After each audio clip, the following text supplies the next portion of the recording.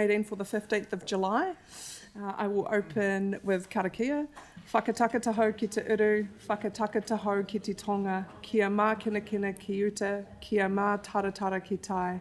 E hi aki ana te atakura, hi tio, hi huka, hi hauhu, tihei, Māori ora.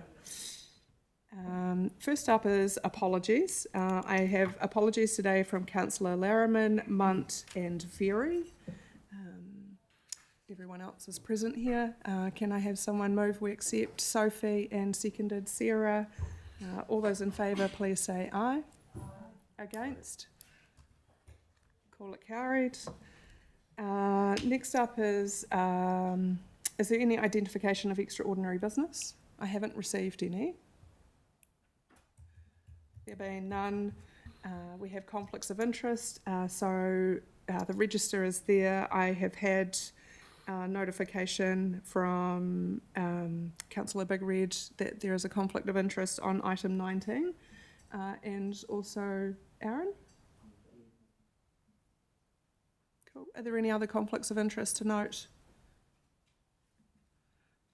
There being none. You will see a new tab in a council paper which is AI summary of the agenda. Happy to receive feedback on that as well. Next one up is confirmation of minutes. So the minutes are from the extraordinary council meeting 30th of June. Are there any matters arising from the minutes? There being none, can I ask someone move they be a true and accurate record, please? Tracy and a seconder. Sarah, thank you. Is there any discussion? There being none, all those in favour please say aye. Aye. Against? Call it carried. Okay, the fun part now. We have some guests with us today and it's always lovely to hear from people in our community. First up for public forum we have Puamaria Parata Guru from Ngāti Rua Hiki Hiki Te Tamutu Runanga. Welcome Puamaria. Thank you so much for joining us, and I note that it's very last minute, so we appreciate you changing your day around to come and give us your thoughts on Head Start, amalgamation. We need to come up with a better name for it, I think. But happy to hand over to you whenever you're ready. Am I live? Yeah. Tēnā tātou katoa, nei te tukumihi kia koutou i te koro matua. Lydia, koutou ko ngā mema o te kaunihira. Morena koutou, morena. I am pleased to be here today. Thank you for the invitation to take a couple of moments to share with you the thinking from Te Taumutu Runanga, but more importantly, the thinking from where Ngāi Tahu's thinking is landing around the Head Start proposal. So firstly, we recognise that there are multiple ways to think about, multiple perspectives to think about how local government serves Canterbury. And it's a little bit overwhelming. I know this. I've been in this, in the depth of this for the last couple of weeks, and I'm possibly more confused now than I was 2 weeks ago. However, it is a bit overwhelming. It is very complex, but it's also an opportunity. For Taumutu, our starting point is that we want to support this council. We want to support local identity, local economy, local decision making, local voice. While protecting local voice remains important, we do need to look beyond our own boundaries. We are mindful of central government's expectations, the economy of scale and harmonisation, and the interconnected future of Te Waihora and its catchment. Most importantly, we are thinking about what our communities and our mokopuna will need to flourish. We recognise that delivering on that vision may require a model that extends beyond this council. As a reminder, where is this thinking coming from? We are thinking in particular upon our building blocks for Ngāi Tahu in our settlement legislation and our relationship based with the Crown based on 3 defining documents, Te Tiriti o Waitangi, the Ngaitahu Deed of Settlement 1997 and the Ngaitahu Settlement Act of 1998, which guarantees us our rangatiratanga in our own takiwā by law. The four key principles that Ngaitahu has deeply been thinking about and debating amongst itself are these four things. One, the Ngaitahu takiwā boundary. Ngaitahu, under legislation, has a boundary at the top of the South Island, of which we have for generations fought to hold that boundary. That is a deep consideration, and these considerations around the Head Start is about defending our northern boundary. Our second key principle that we are considering is around the catchment approach to determine unitary council boundaries within the takiwā. The third is about leveraging scale and taking a takiwā approach to delivering some of those back of office functions at scale on behalf of the unitary councils, ensuring no one is left behind. And our fourth principle we are concentrating on is cooperation. Enabling rangatiratanga through cooperation between ourselves and local government. What that means for us is that if we are talking about the boundary and the takiwā boundary, protecting our northern boundary, what we know from the government is that they want greater scale and efficiency for local government, leading to better economic sustainability and viability into the future. In the South Island, we need to show that we can deliver on that, but we do need to do that without losing the local voice and the mandate of the people.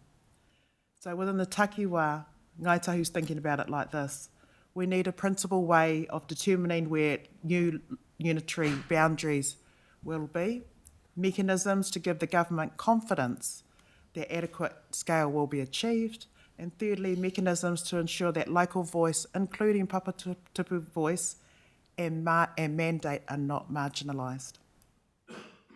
With regard to the principle 2, catchment approach to determine unitary council boundaries within the takiwā, our fresh water comes from the hinterlands. That's important. So when we think about our catchment areas, that's the stuff Ngaitahu's thinking about. Where is that water coming from? How is that impacting when it lands within our iwi takiwā?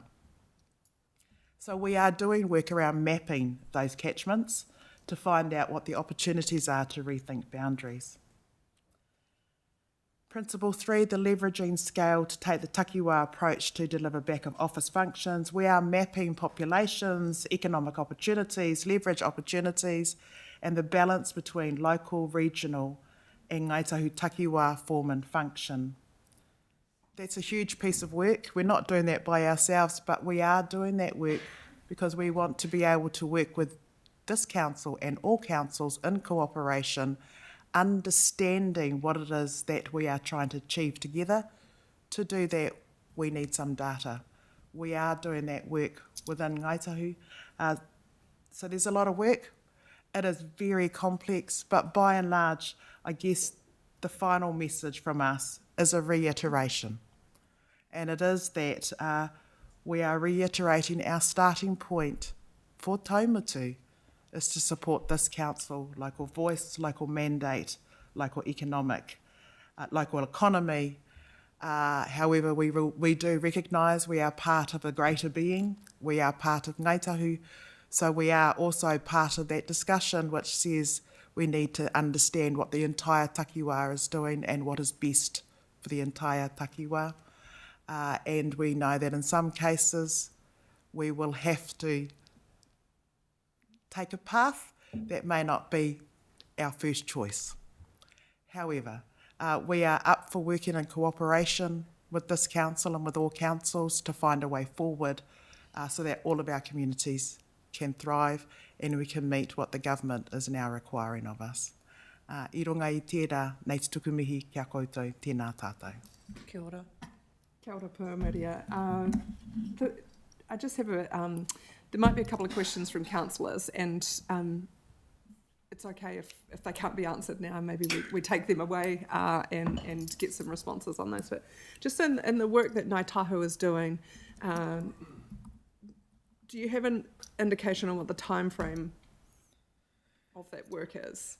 Noting that we're very tight in this situation, and are you looking to share that information with all of us? Absolutely. Part of the discussion we had with City Council yesterday was that we don't necessarily want our thinking to be an appendix to any council's thinking.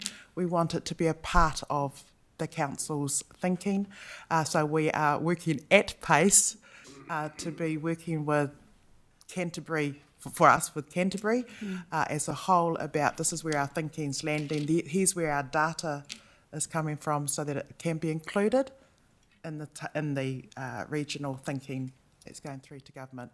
It's the same work that we're doing across the takiwā with all of our councils. Cool, thank you. I've got Tracy. Kia ora. I'm aware of the northern boundary focus for Ngāi Tahu, but is there, in the light of cooperation, is there a Te Waipounamu?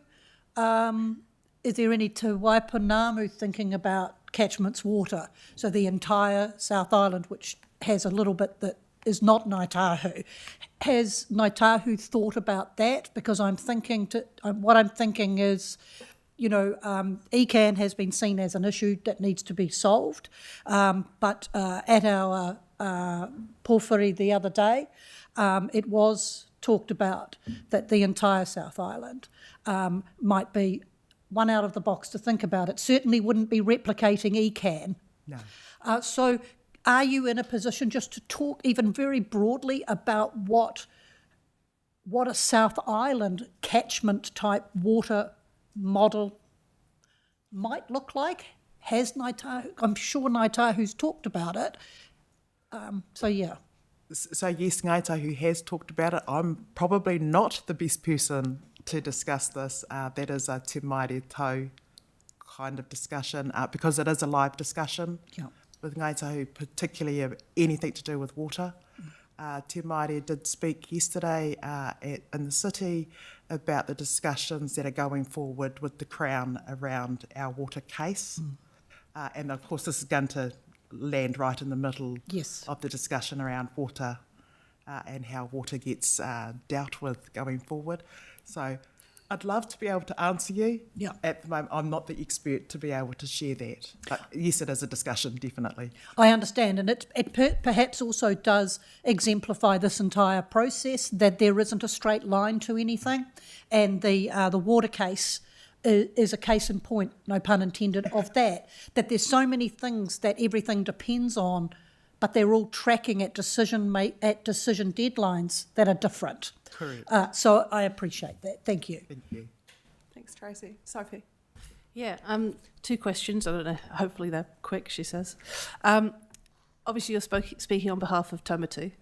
Are you aware of are there any significant points of difference between yourselves and Ngāi Tahu, seeing as we're in both takiwā?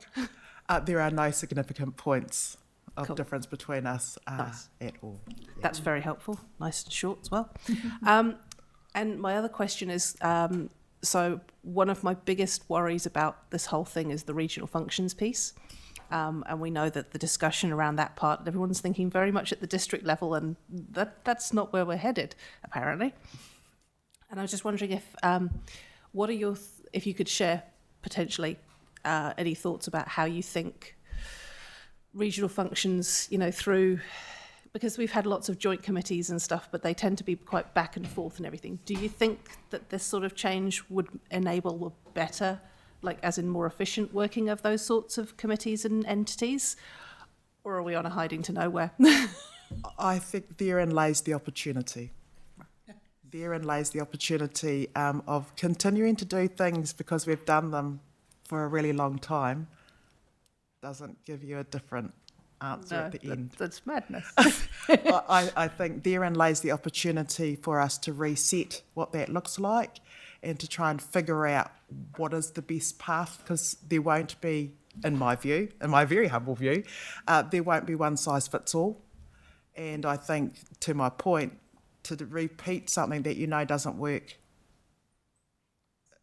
is madness. Sorry. So this is the opportunity, and I think it is a great opportunity that we should all be taking. Yeah. To be So it's honest. part of that structural decision, like exactly how we pin this part down. Cool. Correct. Thank you. Thanks, Sophie. Right. Thank you, Paul Mario. Appreciate your time and your views for us today, and the reflection of the conversation is, if only we had the 2 years we thought we had. I know, right? We might have got to quite a different place. So I think we'll be seeing you tomorrow as well. Correct. So Ngā mihi. thank you. Yeah, have a good rest of your day. Appreciate your time. Next up, we have Jenny and Pauline from the Wildlife Hospital. Thank you, Jenny and Pauline. Please make yourself at home. If you just push the right-hand button on the microphones, they'll glow up red, and that means that everyone can hear you. And happy to hand over to you whenever you're ready. Tēnā koutou katoa. Thank you for having us. I'm Jenny Fisher, one of the trustees at the South Island Wildlife Hospital based in Harewood. I'm here with Pauline Howard, our lead vet at the hospital. We're here today twofold to talk a little bit about mahi at the hospital. It's not something we can do in isolation. We seek partnerships with manu whenua, with council, with our conservation partners like DOC. Forest and Birds, so a little bit about what we do, and then specifically some of the work with Kia. Just quickly, we were a charity founded in 2007. We've been in operation since 2014. We provide critical wildlife rehabilitation, care and treatment for our endangered and Tonga wildlife in our region. We have a staff of 50 amazing volunteers and our vets, which provide incredible support and work for our endangered species. We are a critical piece of conservation infrastructure in this area, and our work contributes to the biodiversity resilience of the area. Our volunteers are incredible. They are diverse. They come from all sorts of walks of life, and together they are united with the desire to assist and support our endangered wildlife and return breeding wildlife back into our ecosystems.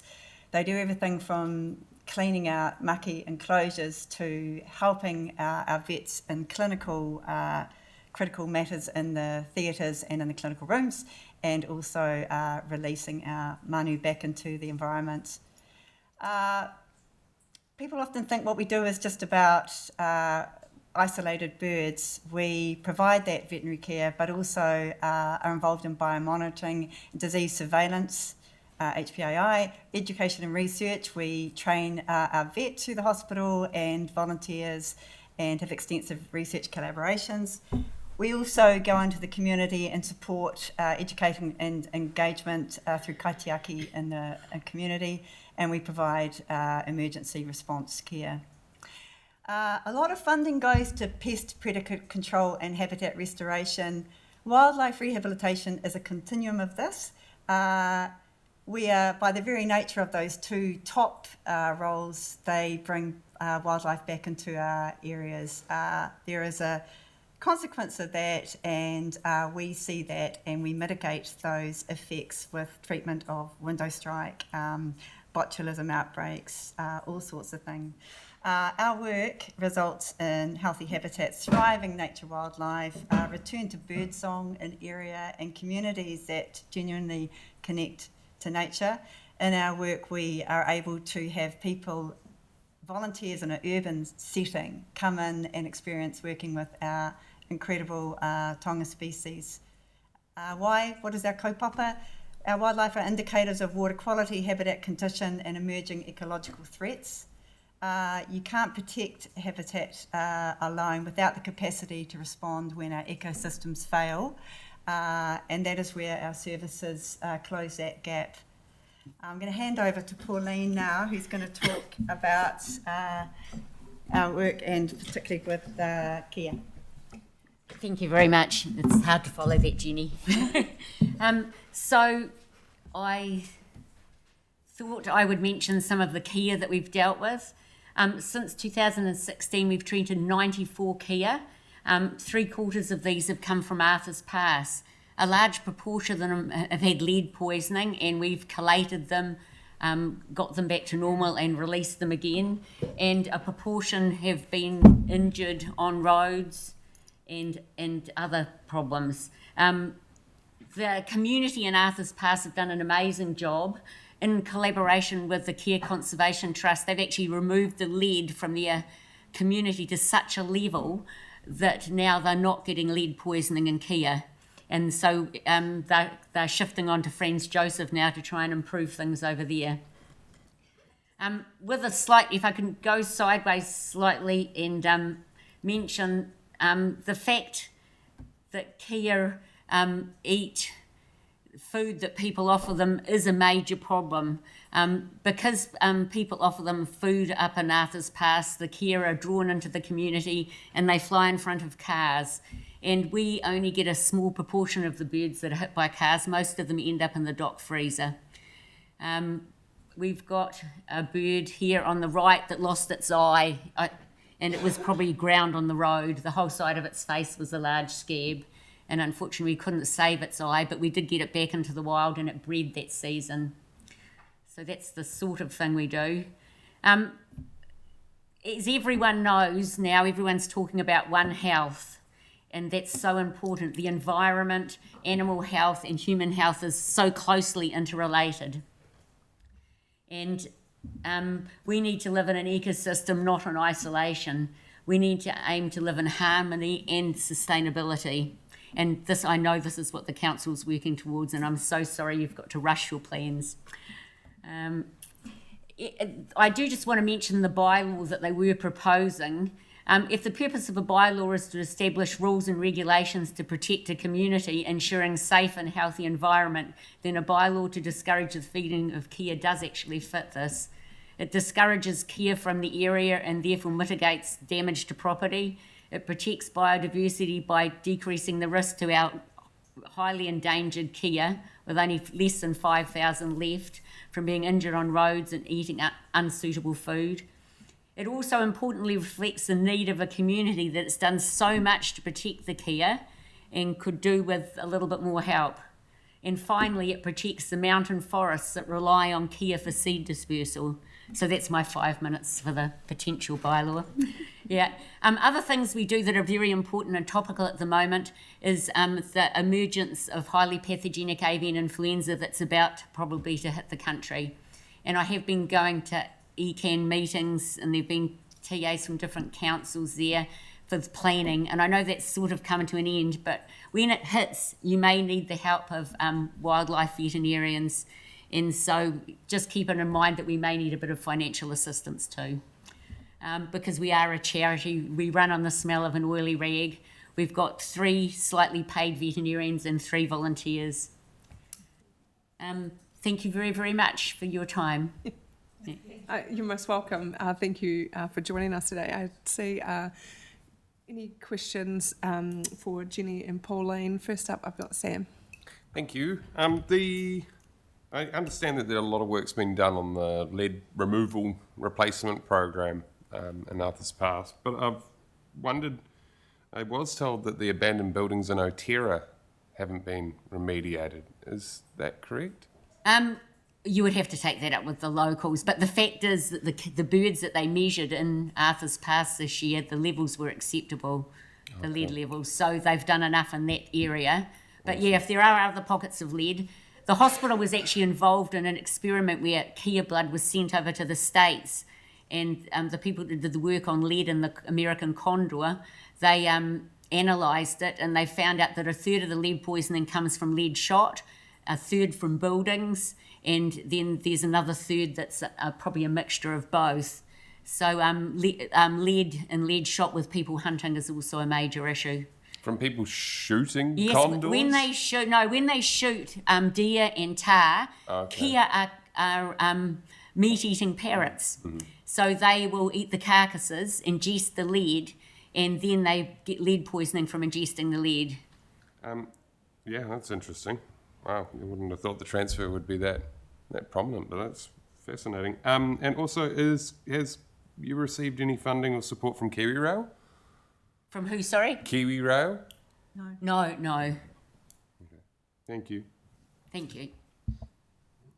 Cool. Are there any other questions? There have been none. Thank you, Jenny and Pauline, for joining us. We'll get a response to your address public forum at the end of today's meeting. So thank you very much for taking time out of your day to be present and speak with us today. Okay, next up we have Zoran and Mr. Deans.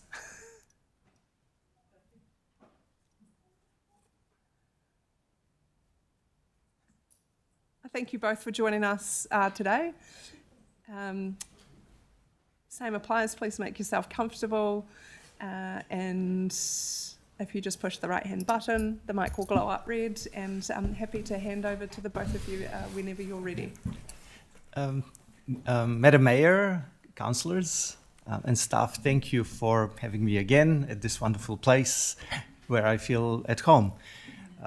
With me, I have Mr. Rory Deans from Glentunnel. He's a fantastic person as well as a member of Residents Committee.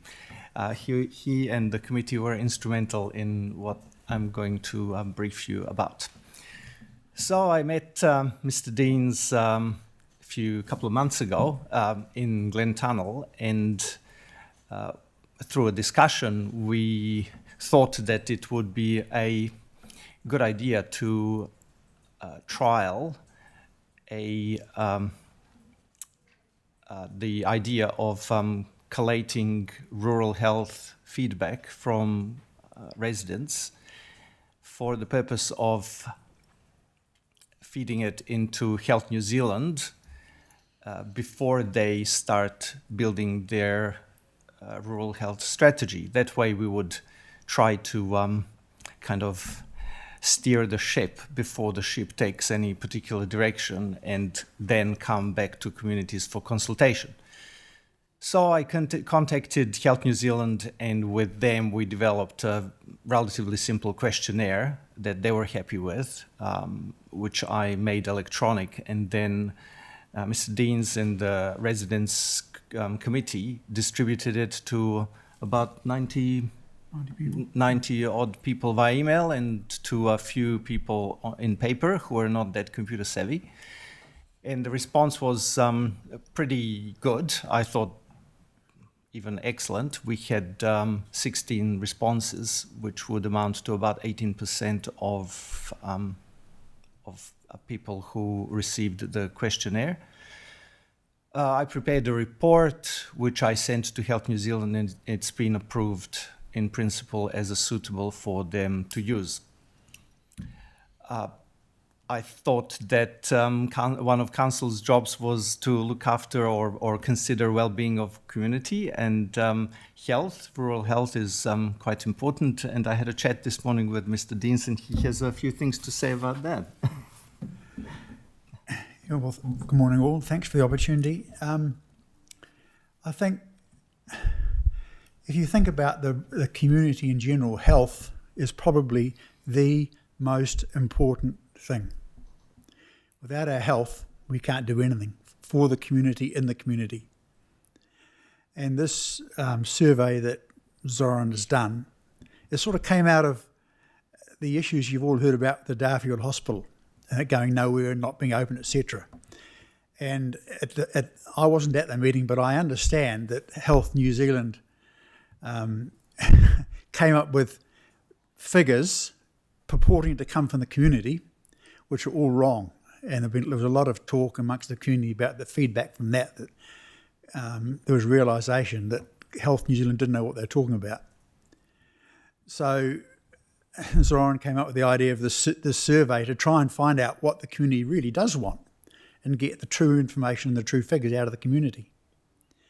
And by chance, I came across him, as he said, a few months ago, and we had a discussion about it. And in Glentunnel, we have an email list of all the residents because I'm on the residents committee, and we started by sending out flyers to people, letterbox, to tell them what's happening, what the committee's doing, etc. And of course, that's just, time and effort and expense. So we thought, why not just do it by email? So we went around and got an email list of every householder in Glentunnel. And Zoran thought, well, seeing it's a 100% community coverage, it's the way to, we'll try that and see how it goes. And it worked out pretty well. And I guess that trial needs to be expanded into all of Selwyn, because it's not just Glentunnel. I mean, everybody needs to have their input. So I guess that Zoran's next plan is to spread it out amongst the rest of the community, and council's help is needed to do that. Well, that's the idea. That's let's get down to business. It would help, and it would be of assistance if the council could provide some modest support.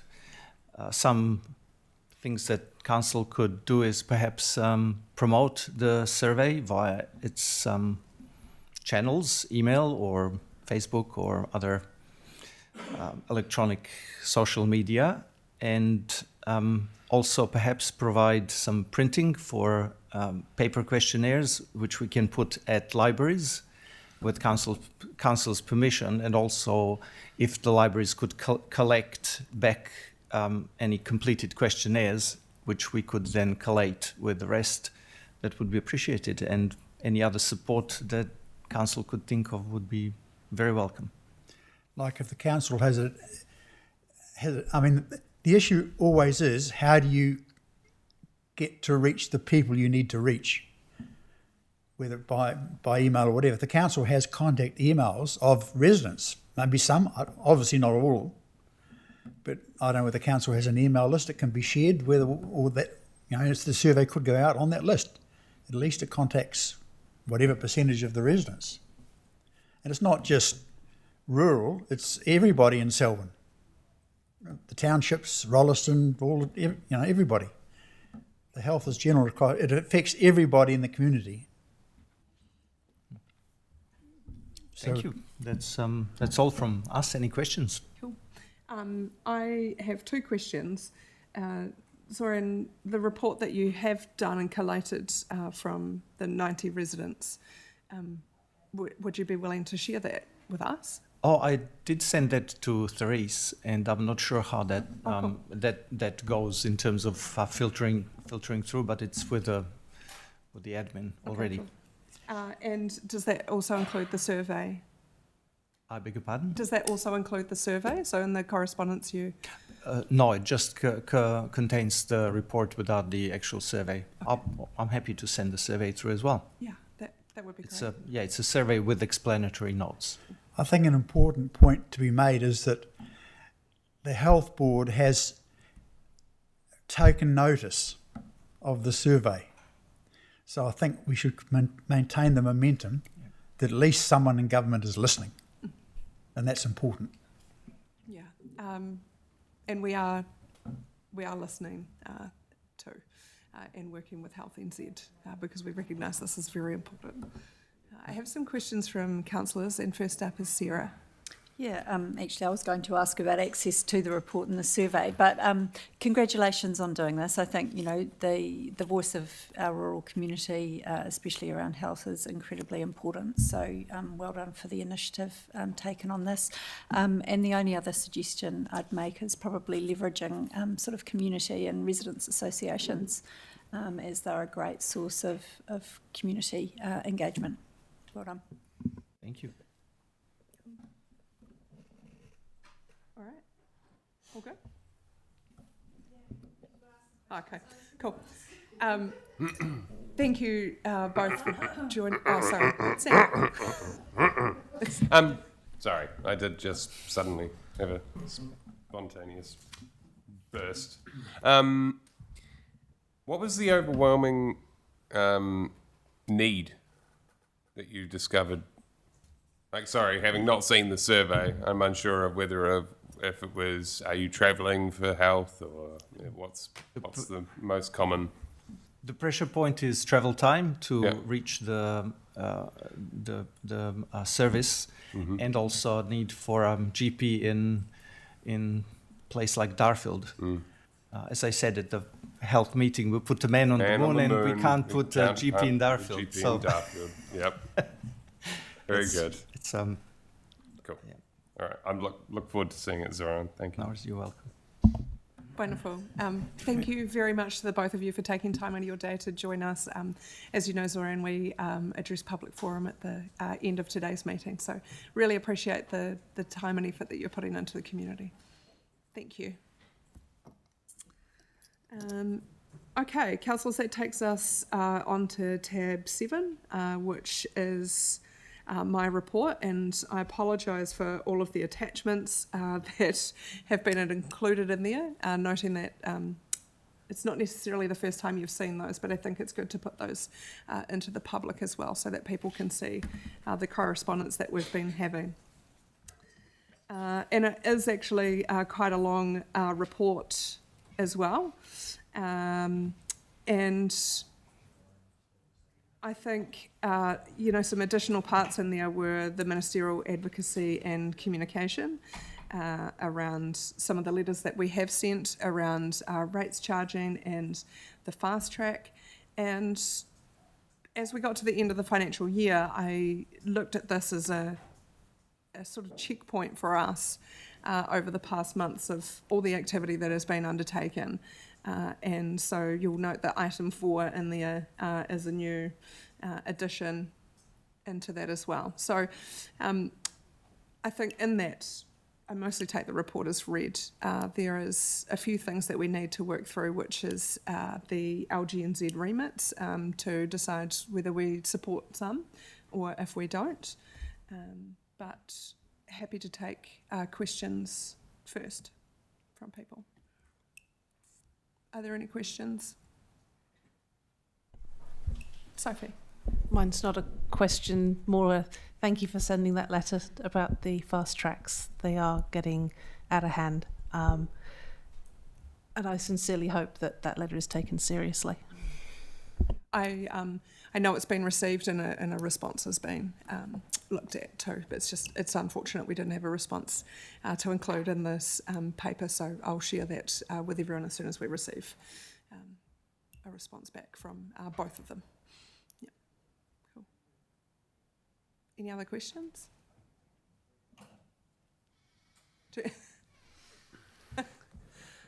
It's not a question. I mean, it's 9 months in. I look at number 4, looking back. It's been like probably within the room, just not round the table. There's been a lot achieved. You've had a CEO resign. We've hired a new one. Rolled out the annual plan. Upper Selwyn Huts. It's good to deal with that. We're just about there with the L2 River. Great job, team. Yeah. Look, there's been a lot happen. And I think sometimes it's really good to reflect on that too. Councillors, if we just work through the remits, you have the attachment there. I've made myself a wee table so that I can keep track of whether we support or don't support remits. And so what we'll do is we'll just vote on those, and I'll collate the ones that we do support and the ones that we may not. So first up on that list was Priorities for Dog Control Act reform from Rotorua Lakes Council. Is that something we wish to support? If so, do you want to raise your hand?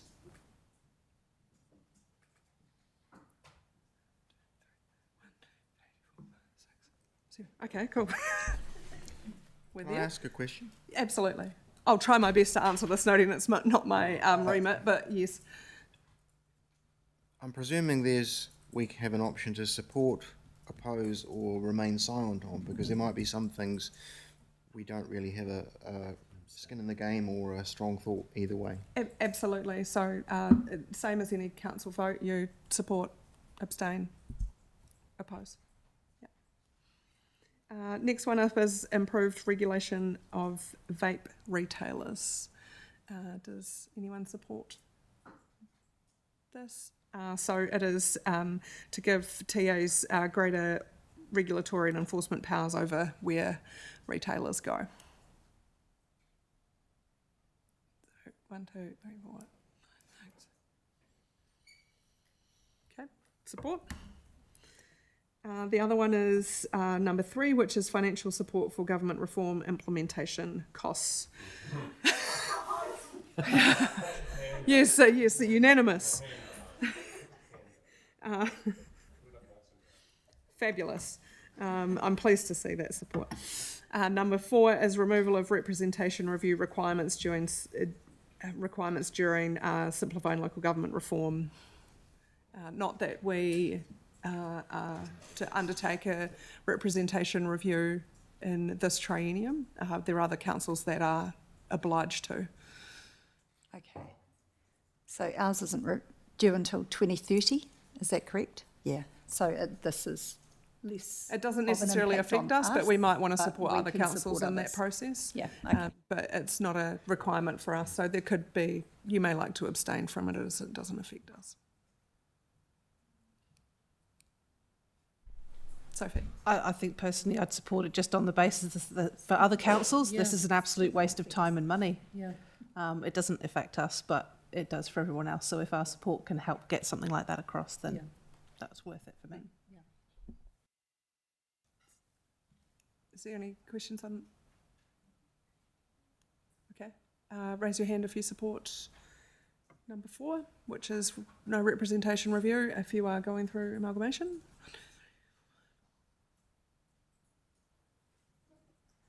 Five, yeah.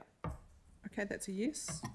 Number 5 is devolution of place naming authority to TAs. So that means that we can name our places rather than it going to the Minister for Land Information. So it gives local districts more control over your place names. Cool. Number 6 is enhanced role for government in supporting subnational diplomacy. This has come from the metro sector. So this is government and MFAT to formalise and increase support for subnational diplomacy, including policy, capability to support local government's contribution. Has anyone got any thoughts? Sarah? So could this mean potentially more central government support for our sister cities, so less reliance potentially on local government support? Potentially? Maybe. I'm unsure. The possibility, but yeah. Is there any other comments on? Sophie? The only comment I'd make is that it mentions in the document, so on page 46 of Diligent, that there's potential alignment with the advocacy priority group, Resilient Communities, Economies and Environment. That group has not discussed this at all, just saying, because I'm on it. It hasn't been mentioned. So it implies support, there isn't any. Oh. It's, yeah.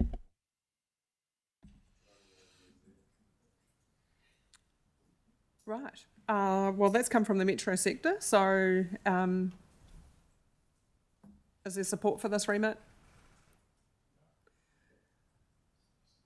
Or is it abstain? No, no feeling on. Okay. Okay, raise your hand if you wish to abstain.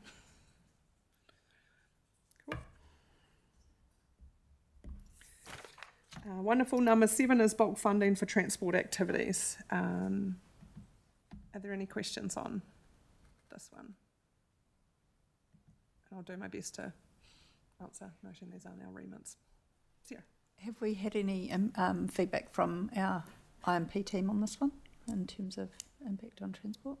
No, I haven't. Have not received any feedback. Potentially a win for more accurate planning and more efficient procurement, though. Yeah, I mean, bulk funding would be fabulous. Cool. Would allow us some more discretion. Yeah. Any more comments? Sorry, thank you. It would be the indication of the selected councils. So again, you got Head Start in amongst all of that, 27 to 2030. And I'm assuming therefore that it would go to bigger first. If there's going to be a trial, a pilot. Or the fastest growing. I think Should be fastest growing. you do it by fastest growing. I'm just saying that it's proposed as a trial, and therefore the trial would be for 2027 to 2030. So in terms of anything flowing widely, it wouldn't be for quite a while. That would just be my observation.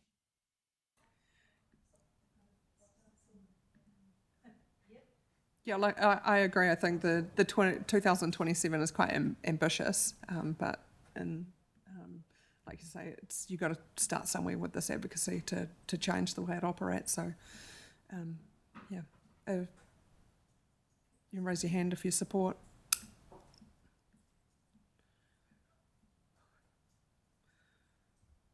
A yes? Yeah. Number 8 is improving LTP audit requirements, which I think anyone in their right mind would support. But happy to hear from councillors on this one too.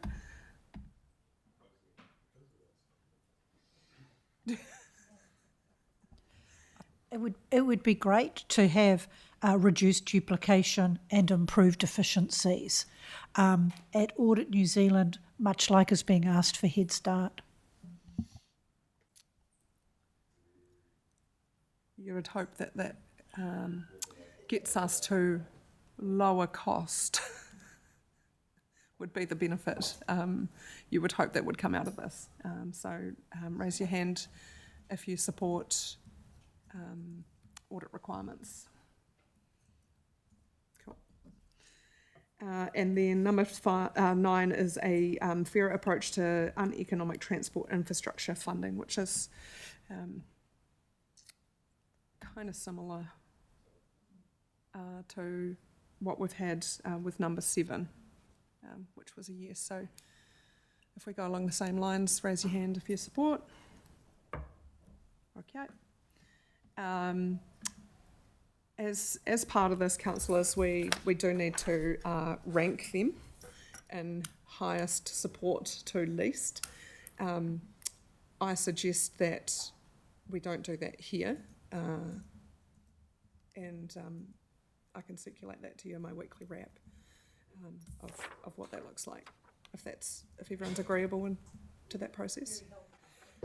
Thank you. Okay, that takes me to being no other questions on my report.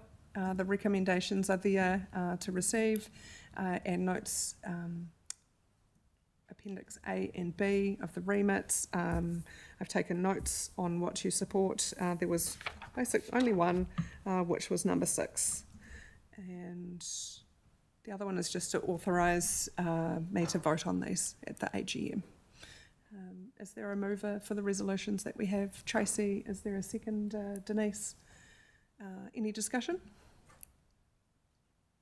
There being none, all those in favour please say aye. Aye. Sorry, Sarah?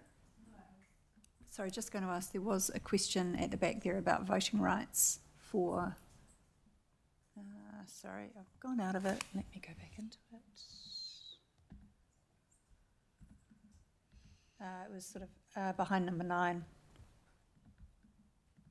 Is it something that we needed to indicate support of?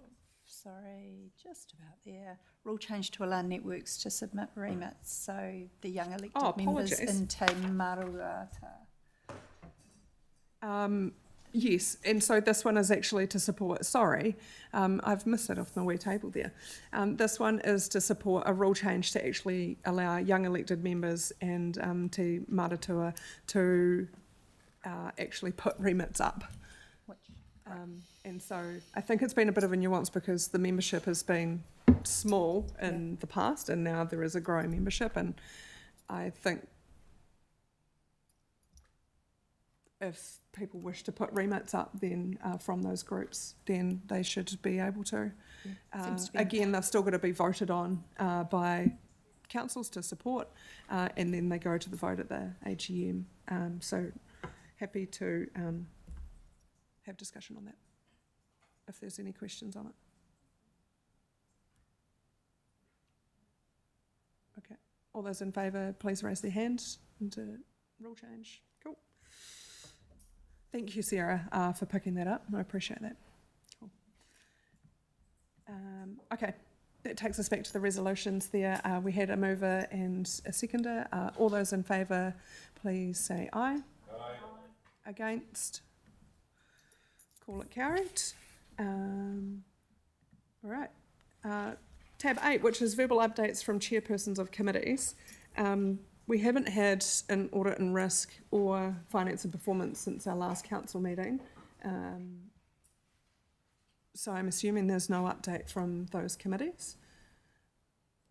And so that being, I'll invite Mr. Frew up to give us an update on Melbourne Community Board.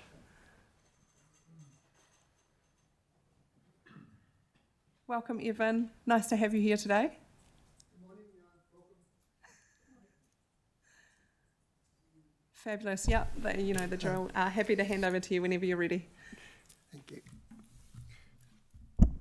Well, there's always things going on in the community of Melbourne, and two of the submissions that we've just heard, one about the Kias and one about the health, was on top of my list to report on. Now, I'll do the Kia one first. I had a note here to report that the Community Board are going to carry on addressing that issue, because we believe that something could be done in terms of a bylaw, or something more could be done than just. I think our legal team turned it down, but we want to keep on looking at that, and what the hospital people said about the 94 treated Kias since 2016 is quite a few, isn't it? There's probably 3 or 4 times many didn't get there. So I think we've got a responsibility as a council, because it's our national park and our gateway to Selwyn. So I won't add any more to that. We'll talk about it at our meeting next week, but it's still ongoing. The other one was Melbourne Health. Now, we've held an informal meeting called by John Verry and myself to talk to the Melbourne Health Trust, because one of our board members was trying to get a new system going altogether, and I was concerned that we've already got things here. Let's get them all working on the same page. We have had one meeting last month, and another one was meant to be next week, but it's just been, the dates have got wrong by, what's the name, Feast, Rachel. She's head of that, she's chair of that trust, but she's got something, she's a very hard person to, she's very busy. So the second meeting will be next month now. And we've appointed Gary R. Lawson to do some work to list the needs that we need, because he has done work for council, for the health board, and he stood for the community board. So he's doing some work there, and we're going to get a survey too of people, just like they got at Colgate, but I didn't know that Zoran was doing this, and he hadn't told us or even asked us. So, but there's the three things. There's respite health. There's when people get discharged from hospital and nowhere to go, and no one look at home, they ought to better go there. And what's the other one? There's three things. But in my understanding, still only one person in the hospital, and every day every morning there's at least 2 nurses. In the afternoon, there's head nurse and anyone, and at night another one. Plus, the hospital has still got a chef there or a kitchen crew, and they do about 12 to 15 meals a day on Meals on Wheels, and they're delivered by volunteers. So that meeting, all those people at the meeting didn't even know that until I told them. And so it's important to get it going. And whether or not we need a new site for a new facility is something that could be considered, because the present site on that big old hospital site, it's got some floors, and the whole upstairs is not used. So it's a 100-year-old building perhaps. But anyway, the community board and John Very and us, we're all trying to get some basics. Rather than wait for the health to come back and say, this is our ideas, we want to know what we can tell them, what our ideas are. All right? So that's the Arthur's Pass Cares, and that's the Melbourne Health informal group. Initially, we just wanted to keep it for the Melbourne part, because what he said was right. It's a district-wide problem, but the area that our concern is to try and make sure that one stays up and going, that healthcare.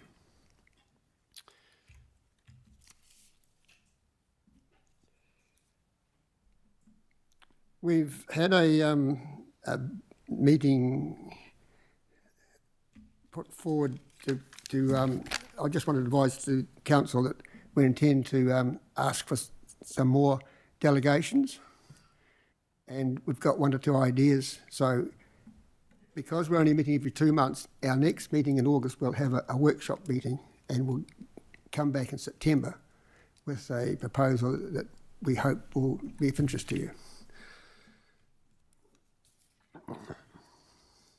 So that's the delegated authority. That's the Melbourne Health Group.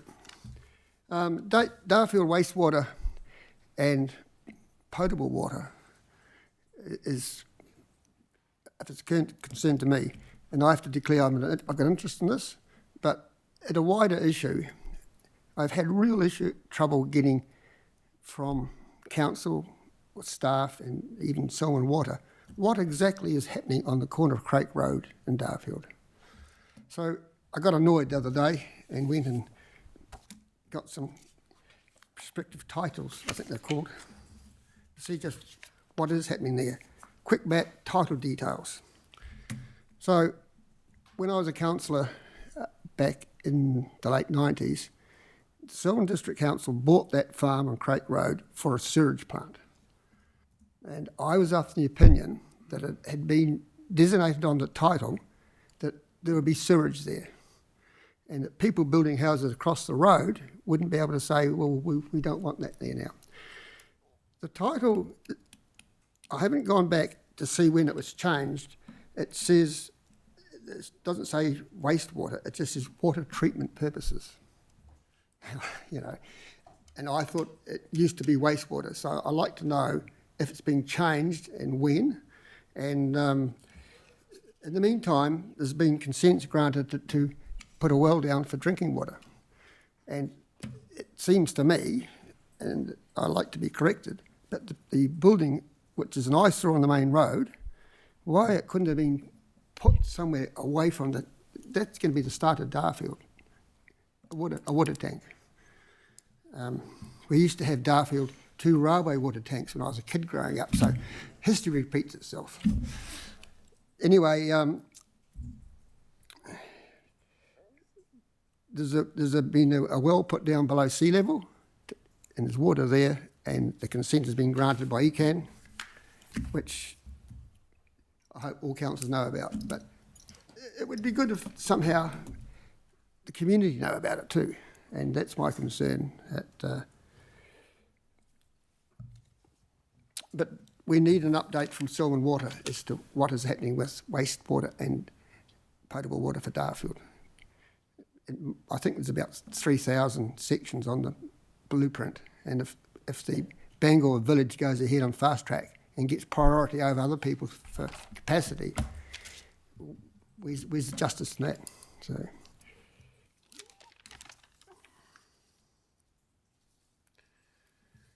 we've had some success with the speed limits being changed in Arthur's Pass and Kirwee, Shefford and Kirwee, but they haven't been gazetted yet. But I think I mentioned that last time, didn't I?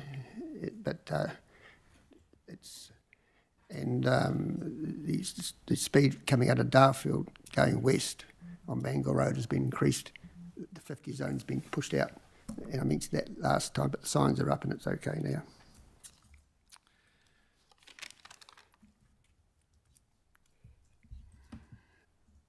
At our meeting next week, we've got a paper that Board Member Samuels has collated about the responsibility of board members in case of civil offence. And she's done a good job there, and Al has replied that she's got it right. And I think the public meeting this week in Kirwee, is it? To talk about it. So in some ways, she's doing a good job, but I'm just telling you, it's come through, or coming through at the next board meeting. But the main thing, I think, is to be prepared, and having some water on hand is really important. Like, for instance, Sylvan Water have put out boil water notices for Harada for the last 3 or 4 days, lifted yesterday, and the Akron River too. So it's part of what we're living in now, these kind of events that muddy the water. All right, well, that's my report, brief as it is, and open for any questions if you've got any. Thank you, Evan. Yeah, appreciate the time and the many different items that you are bringing to us for information. It's much appreciated. I think I've got Sam has a question. Thank you, Evan. The Civil Defence meeting in Kirwee, is that going to be hosted by MCB? I don't know. Okay. I was going to say. No, I'm pretty sure it's a Kirwee Residents Association. Okay, but is the presentation going to be from Civil Defence? Or is it going to be about Civil Defence without them? I think they're going to be there as well, because they've been to the community board twice, but it's just been organised, so I can't tell you much more than that. Okay. And I raised this a while ago, but originally there was an art proposal for Darfield, which came across the Melbourne Community Board. And there is an eyesore of the reservoir as you're driving into Darfield, the gateway to your community, your patch, as it were. And I was thinking, why couldn't we propose that there's a mural that says something that's quintessentially Darfield on it, and utilising the fund that was originally allocated for that iron thing that was going outside the library? So we could take let's be fair, an ugly tilt slab and make it into something that actually lets people know they're entering Darfield. Well, it's a good idea, I think, because if you're not careful, it'll just become a graffiti display. After speaking to members of Kaikoura District Council, they stated that as soon as they put art installations on certain bits of infrastructure, all the graffiti stopped. So well, that's good, isn't it? Well, I think Sam, Councillor Sam, that we need. I mean, we've got the funds available, and we could certainly make that an entrance statement. And it'd be a cool opportunity to get the community engaged as well, and say, what would you like to see on it? Maybe even come up with a local slogan. Well, I don't know, Darfield better than anyone else. Well, that's being discussed tomorrow at the Residents Association. They want to brand Darfield. Cool. So awesome. There's a bit of work to do here. So I think that perhaps even went to the high school and asked for the art class to come up with a artwork for the reservoir. That'd be really cool. Awesome. All right, thank you. Thank you, Evan. Right. Thank you, Mr. Frew. I appreciate the work that you do, and hope your next Melbourne Community Board meeting goes well, and I will promise to get to one soon. One next week, and then September. Okay, so I just need a resolution to receive chairperson's updates for information. Mover Sam and a seconder Aaron. All those in favour, please say aye. Aye. Against? Call carries. Thank you. Next up is tab 9, Chief Executive's report. Thank you, Mayor. Councillors, good morning. Just going to give a couple of quick updates, take the bulk of the report as read, just in regards to the consultation on the new emergency management rule. Look, this just is a procedural matter that fills in the gap between an election and the swearing in of a council, and it just tidies that gap up, and I think we might have been the problem that created this opportunity. So I think we're all comfortable with this, so just more a heads up that we're seeing some good movement in that space, and there's a lot of other changes happening in and around our responsibilities there. I've provided a bit of an update on where we're at with change and collective bargaining, so I'll just take those as read. But do want to note around health, safety and wellbeing, there are a couple of questions that popped up, both in terms of item 7.3. We have had a number of incidents and a couple of ones that are to a degree a little bit more serious and significant. So for us, during an investigation process, staff members are connected with support, whether that's our telehealth provider or with our internal peer support counselling, and we've got trained internal peer support people that help. We undertake a review of each incident and we align it to whether or not this relates to the critical risk, and then we look at what mitigations were in play and do they align up to our critical risk process, and then we make sure that those mitigations actually did make a difference in the incident occurring or not escalating to a point where it became unmanageable. And then what we do is then we do a capture report of that, and then the health, safety and wellbeing team then make sure that we put those changes in place if we identify them, and we continue to provide feedback to the staff and to others. In terms of, I guess, the number 2, we are well resourced in this space. We're not just relying on external support though. Part of the contingency and the development of our own skill set is we do support a number of our internal staff to provide that extra level of wellbeing connection. And so, we've got an increasing number, but we've also got enough resourcing to keep that going. Obviously, we want to see the trend reversed. There was, and just we've updated also we provided the Heritage Action Plan update, and there was a couple of, maybe one question on there around the oral history elements and an example or some examples of what that looks like. Sorry, I'm just getting to that comment, and this is on page 86.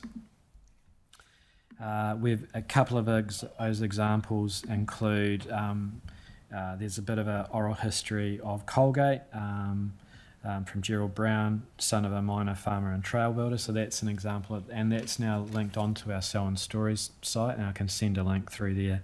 And also an oral history of the White Cliffs Music Festival. So things that don't things that are sitting in people's heads, and our team go out and they connect with locals, or locals say, hey, this person knows all of this, and we just make sure that we capture some of those stories for future generations. But that's just happy to take any questions from that. Cool. Tracy.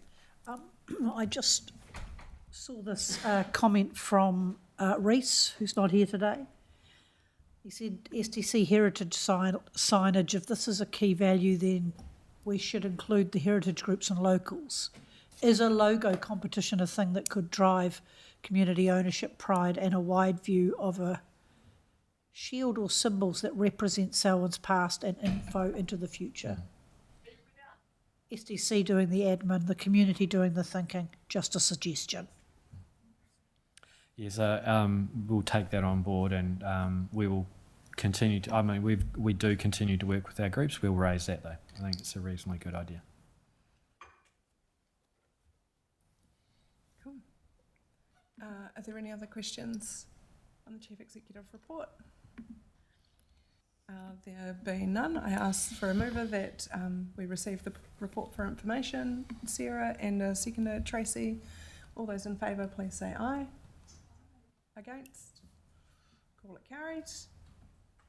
All right, up to the fun one now, tab 10. So, cheapers, we've moved quickly this morning. All right, so for this report we've got Kath, Suzanne, Ryan's joining us, Hannah here too. So as you can see, there's a bit of a working group alongside their BAU are dealing with this fun topic of Head Start. Kath, you asked me to intro the paper, and I wrote a few notes yesterday on this, trying to summarise the things that have happened over the past couple of months in this situation. So bear with while I get through those, and then happy to hand over to you. And so I think, you know, Elizabeth, I see you're online there. Are you able to turn your mic off, please? That'd be great, thanks.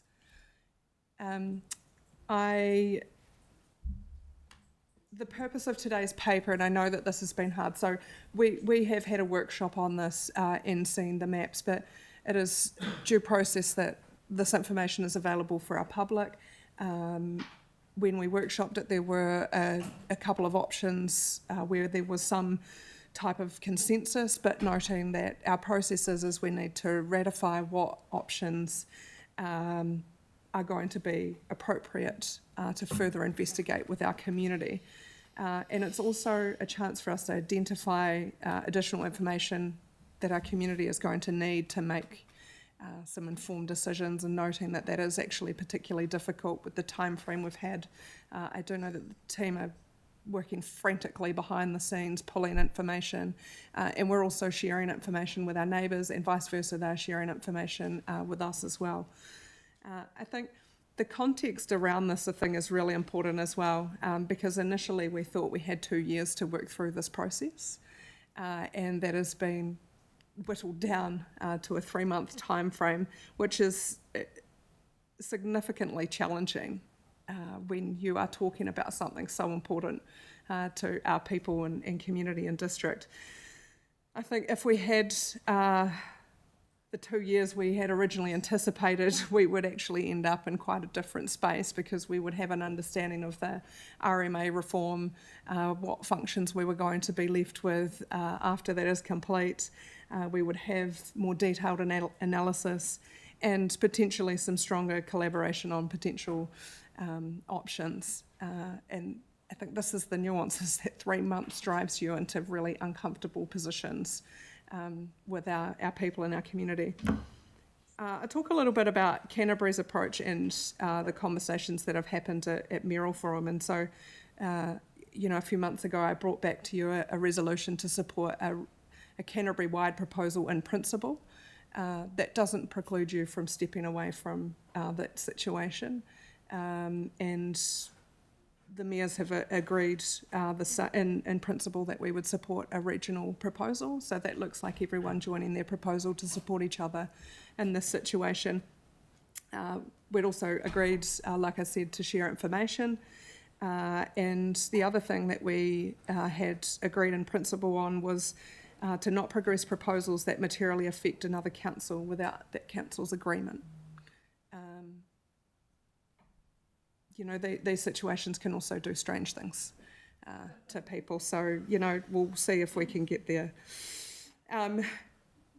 It's so hard in this time frame because lots of our neighbours are consulting as well with their communities on options. And I think it is really important that we put options to our community and our people as well to help form some further decisions.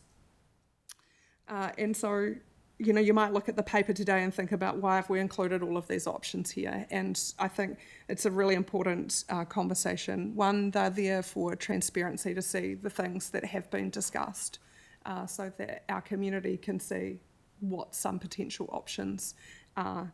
I think it's really important to remember that not all of these options are likely to progress or a reality.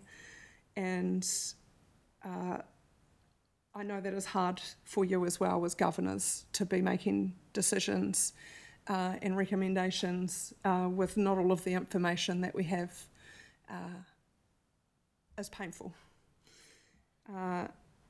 And personally, I've approached this as a mechanism of a process of elimination of what is realistic and what is not with the conversations with our neighbours. And look, you still have the opportunity to not support a Head Start proposal. We are not locked into this, but I guess it's looking at the risks associated to that as well, because you would have heard me say to you many times, and also to our community, if we're not at the table, we're on the menu. And I'm not sure that our community wants us to be on the menu. I think that we should be the maker and shaper of our own future.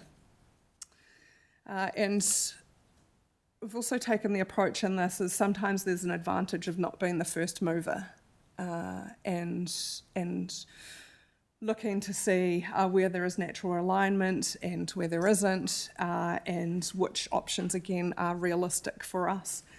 And so I know that's been a frustration that, you know, sometimes we might feel like we're behind.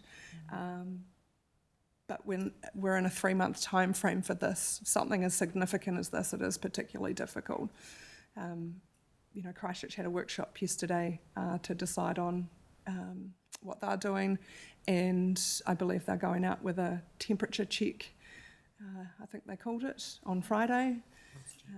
So, you know, this is the place where we're at with this very unorthodox communication and consultation, and it's not our normal process. And I think one of the biggest things for us has been the functions before form, and that is a conversation that I'm really proud of this council for having together is actually how do we deal with the functions, because in my view that is the problem that we're trying to solve here, is what functions are left from the RMA reform and how do we deal with those. And so I think that is a very big consideration for us in our engagement with community and in our proposal as well. You know, I have a stack of questions around this, and I know that I can't answer them and you can't answer them, and I know that central government can't answer them right now for us either. And, you know, that's the grey space that we're working in at the moment. But I do see, in my experience of Canterbury's still going to have to work together. So regardless of how many unitary authorities there are, we are still going to have to work together on some of the functions, specifically biodiversity, pest management, our major river and flood management, and that I think is the one that sits at the front of my mind, and that's catchments as well, delivered at that regional level, because you can't shrink those down into single unitary authorities, in my view, because you're going to have a detrimental effect if you do something on one side of a river, it will affect the people on the other side.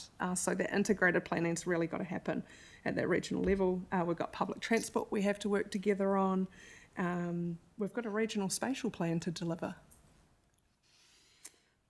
And, you know, I know this is a real challenge, and we don't know what local government is going to look like after the reforms. Elizabeth, if you could just turn your mic off. Thank you. We don't have an indication on the direction of travel from central government just yet as well. We're starting to get a clearer picture on what backstop is. And also there's no legislation sitting alongside this either. And so, you know, I feel sorry for our staff having to try and work something up from from such a grey space. It's all a little bit misty. You can kind of see the direction that we're heading in, but you can't see what shape you're looking at just yet. And so, you know, that is a real challenge for us. So I think, councillors, today's not actually about deciding what your preferred option is. Today is about saying what options can we take that are going to be appropriate and realistic for our community to consider in this, and to gather feedback on that. And what information do we need to sit alongside that so that our community can make informed decisions with as much information as we do actually have at hand. I think I could probably leave it at there. As you could probably tell, I've been living and breathing this for a couple of months now, and it is getting to the crunchy point, which I realise is difficult. Happy to hand over to Kath, Brian, Suzanne, Hannah. All right, thank you. Thank you for setting the scene, because the purpose of today's briefing is we want to give a quick recap of Head Start, and then to share the findings with you from the recent engagement survey, and then we're going to seek direction on the potential options that staff should progress for further analysis and go out to the community. Just trying to find slides up. Look, just a bit of a reminder in terms of the Head Start pathway. The announcement came out in May, and councils have been given two options. The first is to go through Head Start, and the second is to wait for the backstop process. And as the Mayor has said, we're still waiting on details of what that backstop process looks like. In terms of, there is some criteria that all proposals need to meet, and one of those is proposal must involve at least two councils forming a unitary authority. We also must get majority support from affected councils or population, and we also must explain treaty obligations and regional functions will be reorganised. Sorry, apologies. Sorry, Bubble, we might need some tech support, please. Yeah. As the Mayor said, we've been working closely. Selwyn, as part of the Canterbury Mayoral Forum, is progressing on putting a proposal in with all the other councils. Any decision will come back to council ultimately on what that proposal is for a final endorsement. We're also working very closely with Environment Canterbury.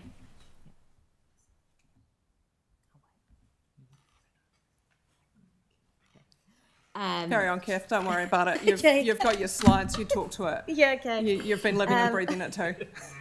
Yeah. So in terms of the Environment Canterbury side, look, we had ECAN come and present in June, and I know you met with all the other councils in ECAN in early July. A key part of this is understanding those functions, and any proposal will need to consider how those functions will be governed in the future. As has been raised, you know, those functions don't neatly fit within any district boundary. Some of them might, some of them don't. Te Waihora is a great example of a very large lake that spans two districts, and the management of that lake is led by ECAN, but it does involve a number of other partners. And as we go through some of the other options, Ryan will reference some of the catchments and there's particular catchments that cross a number of those boundaries and are things that we need to consider.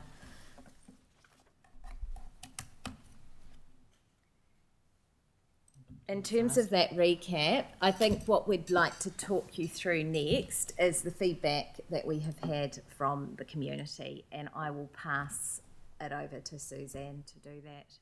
Morena koutou. I'm just waiting for the slides to come up. While I'm a fan, not an expert on cares, so as soon as we get here we go. Right.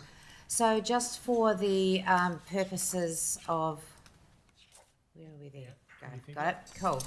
Right. So just to take you back, we heard from from government on the 4th of May that this process was going to start. It's obviously the most significant thing that we could possibly talk to our community about. Some of my colleagues and other councils have described it as an existential crisis for local government. So I think what that means is from us, we are governed by a significance and engagement policy, and normally with anything that triggers that significance and engagement policy, there is some stuff under the Local Government Act that prescribes how and where we should communicate and engage with our community. Because time was not our friend, we had to do, I'll quote the Mayor here, a rough and ready survey. We also were coming off the back of an annual plan where we'd had a record number of submissions, a record number of people wanting to speak. And that has proposed both an opportunity and a challenge for us. The opportunity was that we knew that we had a highly engaged community in both our rural and urban sector who really wanted to be part of this conversation going forward. But we were also aware that not only just after the annual plan, but with ECAN consulting on public transport and a bunch of other stuff, that consultation fatigue is a thing.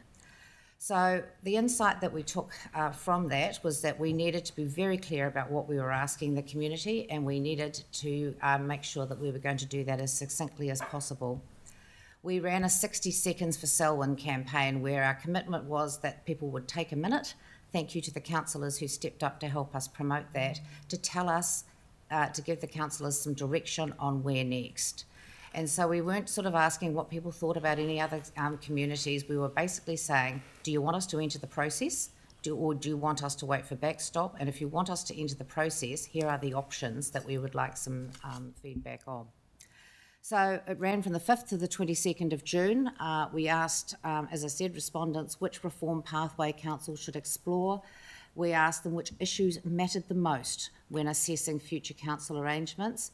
And from a demographic perspective, we asked respondents where they lived, how long they'd lived in the Selwyn district, and their age group. Again, this was because we didn't want to create a barrier to entry by asking a whole lot of detailed information about what they earned and how many children they had and all the other stuff that marketers like to ask. The respondents were a very large resident-heavy data set, so there was very strong participation from our working age ratepayers, predominantly from Rolleston and Lincoln, and there was a really high actual level of feedback, so that was 41% taking the opportunity to provide written feedback in the open-ended section. I think, this is fairly easy for people at home to follow along and also for our councillors, but we can see that there was a big chunk, obviously, in 56 to 70 years and probably less in our younger demographics. I don't think that this was any reflection of the survey. It tends to be a problem that local government faces on everything that we go out with. How do we engage youth? How do we make them care about the things that matter most in their neighbourhood? Next slide. The interesting data here, as you would expect, is a bulk of respondents were coming from Rolleston. No surprise for a district that's operating a hub and spoke model with a large sort of semi-urban centre and lots of townships being serviced from that. What was really interesting was that the large percentage of people who had lived here for more than 20 years, which shows the depth of connection to the district. And I think that's something that's a qualitative analysis that has also come out in the feedback themes. Before anyone asks, the little sliver at the top of 82 respondents, I don't live in Selwyn, were people who own property in Selwyn but don't live here, and I think we've seen a bit of a rise in the property investor market. Also, there were people who had said that they responded because they had an affinity to Selwyn, so they might previously have lived here or they might have family here. Next slide. So basically the point we can see here, the big shaded part on the right-hand side is that 46% of our respondents, whether they were basically rural or urban, wanted us to explore both pathways before making a decision. So that was Selwyn being able to explore being a standalone unitary, or Selwyn exploring being in partnership with some other neighbouring councils. There are a small percentage there said neither of those options, so we're focused on basically the 46% that wanted us to explore both, and obviously for more insights, that 34% who had a point of view on us exploring amalgamation with neighbouring councils. Next. But I think the most valuable stuff that's come out of this is, in a sea of issues for people to consider, what were the 3 issues that would matter most to you for the future of Selwyn? No surprises that in an environment where cost of living is a real issue for everyone around the country, affordable rates ranked the highest. This was followed closely by having reliable everyday services, the roads we rely on, the water that flows, the parks and facilities we get to enjoy. And then finally, the effective management of transport, fresh water and other regional services. So this is basically telling us the division, or how those ECAN services were going to be managed, was probably the 3rd highest issue of importance for our respondents. And I don't want to diminish this, but again, the 4th thing was strong local representation and decision making. So that local voice is really important to our community. Next. So going on to the free text themes that we identified, and this is done by a thematic analysis of those comments, exported from the data, and then we run them through to basically find groupings of common themes. Again, rates affordability was really important. There was an urban versus rural tension, which I think for those of you that live and work and represent the communities of Selwyn won't be much of a surprise. And, you know, people who live and work rurally are facing different issues than people who are living in urban, and that's just stating the obvious. There was a lot of amalgamation opposition, and we can go into that. That was largely braced into leave Selwyn as its own. We want to continue to be working as a district, and the themes of not wanting to break Selwyn up came through quite strongly in that thematic analysis. And then we obviously, again, as reflected by the previous pie chart, there are infrastructure concerns. How do we make sure that we're going to have reliable water, reliable roads, all of those things, protection against climate resilience in any future configuration of the district. I think also important to note here that rural identity, that Selwyn is known as, you know, I guess the breadbasket for our neighbouring communities, and a lot of people have been here intergenerationally, and the rural part of living in Selwyn is really important. Next. So coming back again into some more detailed responses to question 6, which was any other feedback, that favourite open-ender. We asked people to explain their reasons for the choices that they'd made in the first question in the survey, and that further analysis indicates that those 4 groups of respondents have quite different reasoning for their choices. So those that wanted us to explore a Selwyn unitary were basically feeding back on the focus of keeping local control and identity. They also did have concerns about rates, that Christchurch influence and amalgamation generally. Those that asked us to explore amalgamation and actually had commented on that in their feedback question were really driven by the attraction of focusing on efficiency, being able to reduce duplication of services, and having that improved coordination at a larger scale for the region. Those that wanted to explore both had a preference for comparing options before making a decision, and they really again wanted to include the impacts on rates, services, infrastructure and local representation. So just reminding you, these were things that people listed specifically in those open-ended comments. And finally, neither. There were some mixed responses there that include an opposition to change for whatever reason, a lot of support for the status quo, again, for whatever reason. There were also what we will euphemistically describe as some unclear or protest responses. That was just people having their view without attributing it to any particular data set or choice. And I'll leave you, I think, with, you know, I guess where we started. 46% of the community came back, almost 7,000 people, told our councillors they want you to explore potential options. So at that point, I'll hand back to my colleague to talk about what those options might be. Look, just a bit of a sort of a recap. It was really important, as Susanna said, to understand from our community what was important. And so we've taken the time to analyse and look at that, and then from that look at the various different options. As we know, the timeframes are incredibly tight on this.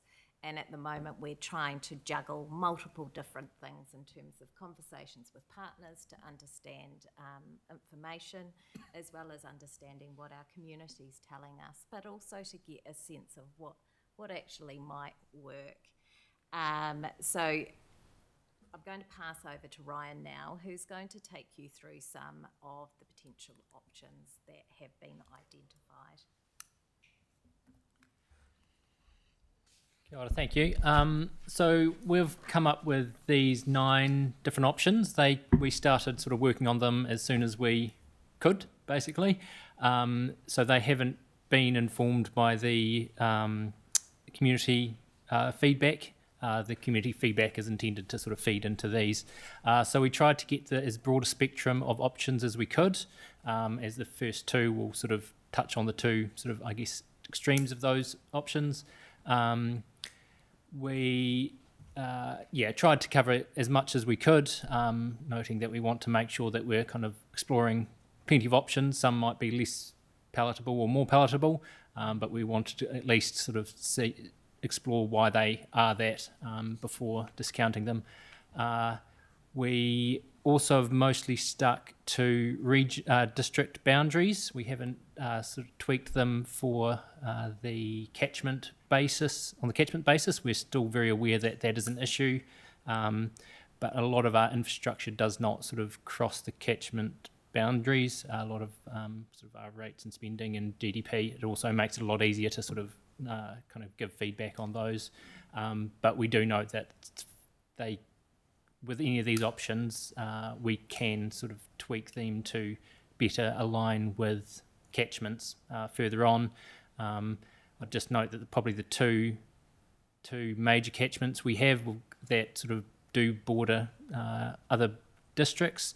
The Rakaia to the south, which is reasonably slim on the plains. It only really sort of expands out up in the high country, and obviously we don't have a lot of infrastructure, a lot of population up that way. And probably the more complex one for us is the Waimakariri.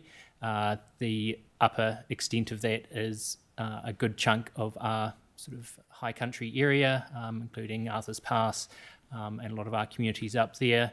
And then it mostly flows down and covers a large extent of Waimakariri district.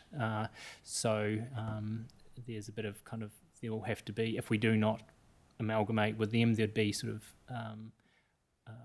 as Lydia mentioned, kind of that wider working on catchments, but that's sort of nothing new. So we'll launch into each one. We'll run through reasonably quickly. The first one is obviously all of Canterbury. Probably don't need to explain that too much.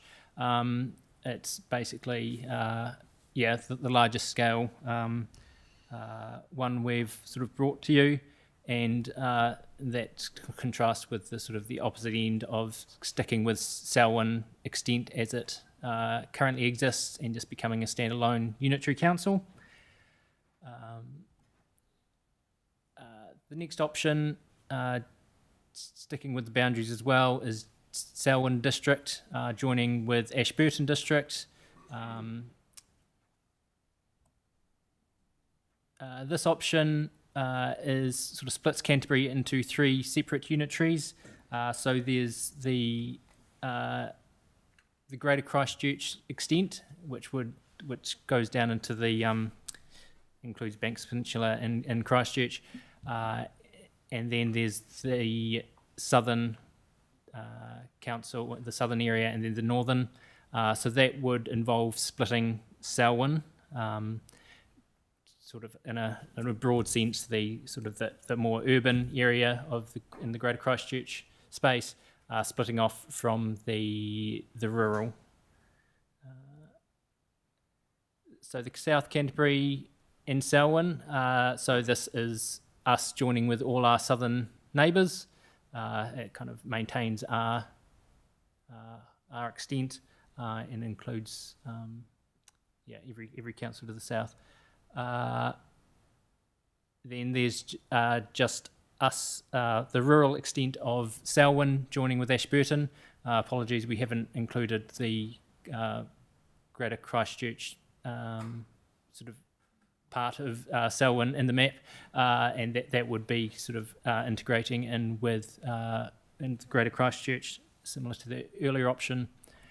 Then there's Christchurch remaining a unit, remaining its own thing as a unitary, and the rest of the region being a sort of a separate council joining together to be a second council, unitary council. Third option is Selwyn amalgamating with Christchurch, there being a northern council and a southern council from Ashburton South, and then a kind of wider extent of the greater Christchurch. So that's the whole of the three TAs joining together to their full extent. And once again, these could be tweaked to better align with catchments if that is worth exploring. But there's more work to be done on that. Okay, thanks, Ryan. Look, and I guess just to raise the point that any proposal that does go through, that there will be discussions as part of a more detailed design phase around potential boundary adjustments and things like that. So it doesn't, not everything would need to be solved within this initial proposal.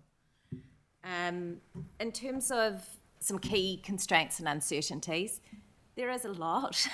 So I think if I was just to pull out a couple of those, I think if I wanted to, I'd highlight amalgamation costs.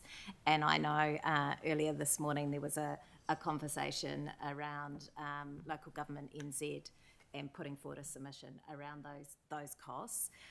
With any form of amalgamation, every single council or district going through that will need the same sort of consultancies and services, and there'll be a number of specialists which will be needed, and that again will push up the cost. That is one thing we definitely know, that there will be a cost, and we'll see, and that will certainly be in that short to medium term. In terms of Selwyn, and we spoke to you a couple of weeks ago about our growth model and our growth projections. We've gone from 25,000 in 2013 to over 80,000 today. And by 2055, we will be the same size as Tauranga, and Rolleston will be a city within 10 years. And it's really important that we are planning and making these decisions for our existing and our current state and our communities, but also thinking about future and also what we need to plan for in terms of that increasing scale. There is a lot of change. On the 20th, we will get the announcement around the planning bills, and there has been a huge number of submissions on that. We expect coming through that there might be some more direction around this reform. But I think, the level of information staff and you as a council have at the moment, it is complex. We are trying to navigate a whole lot of things at the same time and trying to see where these pieces of legislation might actually talk to each other. I think on that note, I will open it up to questions.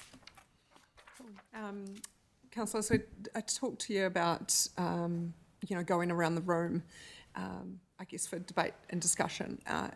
But I think first up, if there are any questions for the team, and we'll all do our best to answer what we can, and what we can't answer, we can take away and come back to you on. But are there any questions for the team on So first up, I've got Sarah. Question for you in terms of resource that you are and will continue to be putting into this. I understand that we've got 2 options that were indicated to progress at this stage. What is realistic in terms of number of options that we can feasibly look at in detail to take through to our community for further feedback? Yeah, look, good question. Sort of seeking direction probably for up to 3 options to take out to engagement with the community and develop up further with and getting that feedback within a sort of 10-day window. At the same time, staff will need to work up the 3 options in detail. Yeah. Okay, cool. Suzanne, do you want to talk about, this might be a bit of cart before the horse and we can revisit this afterwards, but I'm just thinking about timeline stuff and why we're potentially looking at 3. Look, I think as you've seen, there was sort of 8 or 9 up there. I know that Ashburton went out originally with 8 and then refined it down to 5, and I think cutting some stuff back. The amount of time you've got and the level of resource you've got to do detailed analysis is going to constrain what you can put out. And I also come back to what Kath said previously, which is we don't need to be deep in the detail until we have an indication of whether our preferred dance partner is approved by central government. So what we're trying to do at the moment is narrow that conversation with the community from, are you up for exploring amalgamation? Yes, no, which is what we've done in the first sort of survey. Now that you've told us that you're prepared to explore amalgamation, what are some options that we believe are viable that we'd like you to consider? So without going through the very detailed slides that my colleagues had provided, which index, potential impact of an individual rating, other economic drivers, all of those sorts of things, what we need to go out to the community with is, ultimately the belt and braces business case for each of those options. And that will be underpinned by some technical papers that people can have a look at to get more information. But what we really need to be able to have, given that these proposals are being developed at the same time, working towards a 9th of August submission date, which all councils are mandated to, we need to be sort of, I guess what we're saying, talking to the community while these proposals are being laid out. So we had a 16-day communication or engagement program for 60 seconds for Selwyn to get 7,000 responses. We have, in an ideal world, we would be going out tomorrow or the day after for maybe 10 days maximum. And the reason for that is that we have got to then come back with councillors, and councillors need to sit down and consider some proposals of which community feedback would be overlaid over the top. So if you work backwards from, we have to have a proposal ready and by the 9th, our councillors need to sit down and explore all that and ratify what is going to go forward or not at that. And then before that, we need to be able to collate, some feedback against those proposals. It gives us 10 days. So that's basically what we're working with. As the Mayor said, we've got a very narrow window now. We are sort of shooting for the moon. Yeah. Sounds like we need to clone you guys for a start. Yep. Just as a small question here, was there any thought ever given to a whole of Te Waipunamu option?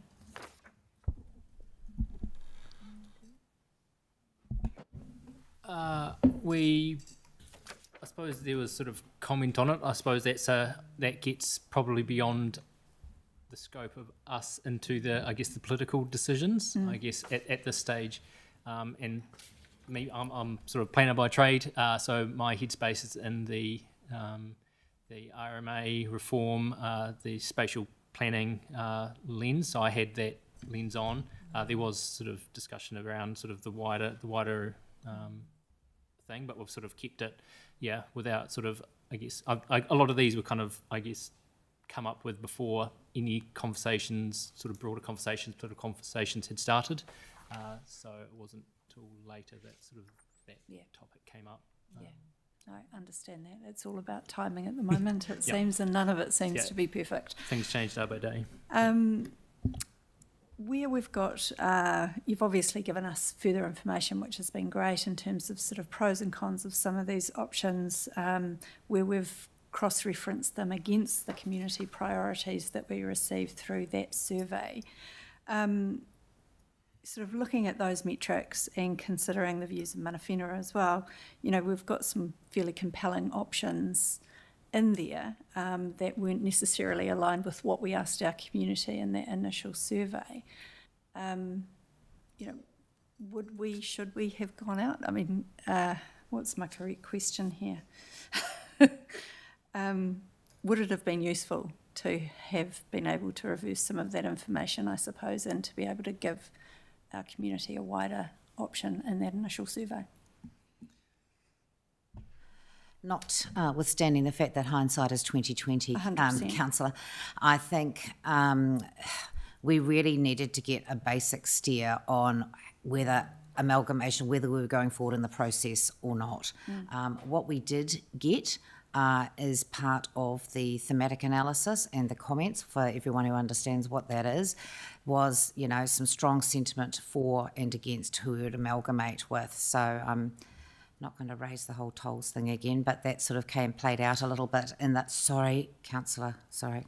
That did play out a little bit in the comments from the public, but, you know, the thing that really came out was that a lot of people wanted Selwyn as a whole to go together, and I think that insight itself is forming and enabled us to form the options that should be considered, because if you take that as a consideration, that starts to actually really direct where you could feasibly go.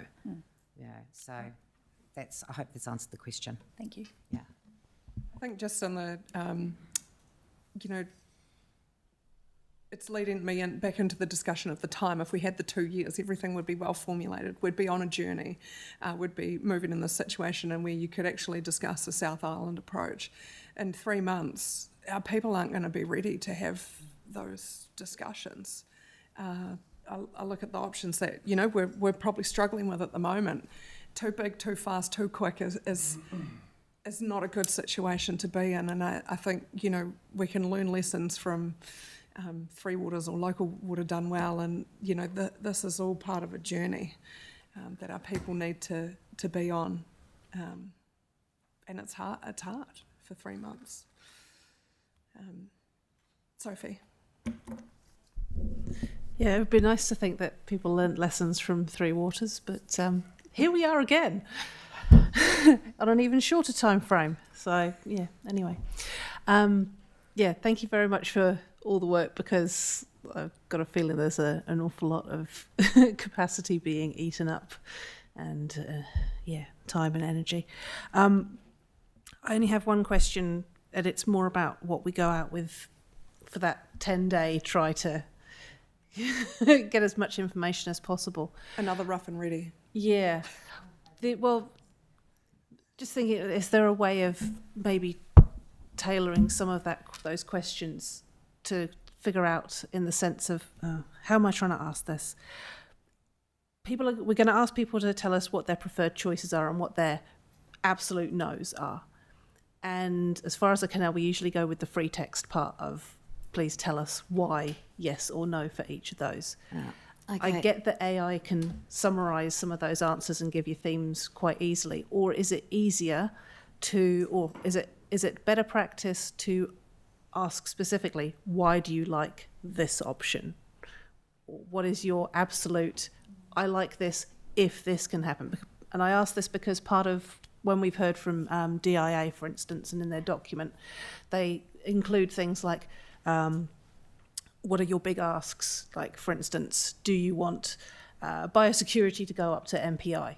Now, I'm not expecting normal residents to come up and ask that, because that's a relatively special thing. But if it was something like if we absolutely had to amalgamate with Christchurch, what we want is for their debt to be ring fenced, you know, that sort of thing. Or do we just wait to see what falls out in the comments?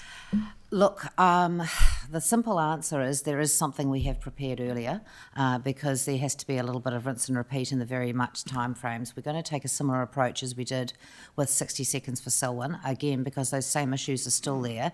People are time poor, people are tired of consultation, people are quite frankly teed off with central government and to a certain extent local government, that resources being tied up on this instead of repairing roads and all the other stuff. So we need to be very mindful that we're not getting into paralysis by analysis territory here. That said, I would actually say we are planning, yes, to go out with a high-level survey. What I would hope would come from here is that you give us the direction, those 3 options or 2 options or whatever it is that we can move forward with. And in that survey, we will be able to present it on our local government page with some of those key considerations that index to the government's 5 criteria of what is a workable proposal, and those 4 sort of key priorities that the community have already identified are most important in influencing their decision making.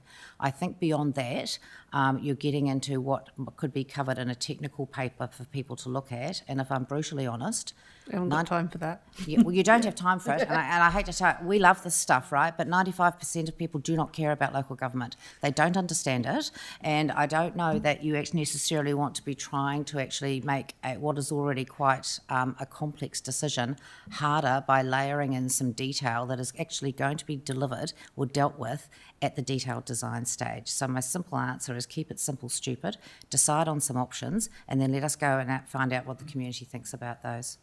Thanks. Thank you. Thank you. Sam? Thank you. Good to see the comparisons in debt, revenue, population. Boy, it doesn't shine Christchurch in a bright light, does it? I mean, the question I'd sort of have is, personally, would you like to double your household's debt and only increase its revenue by 1/3? Would you see that as a good proposition? I'm unsure whether that's the I framed it as it's a very question. hypothetical, Sam. I framed it as a question.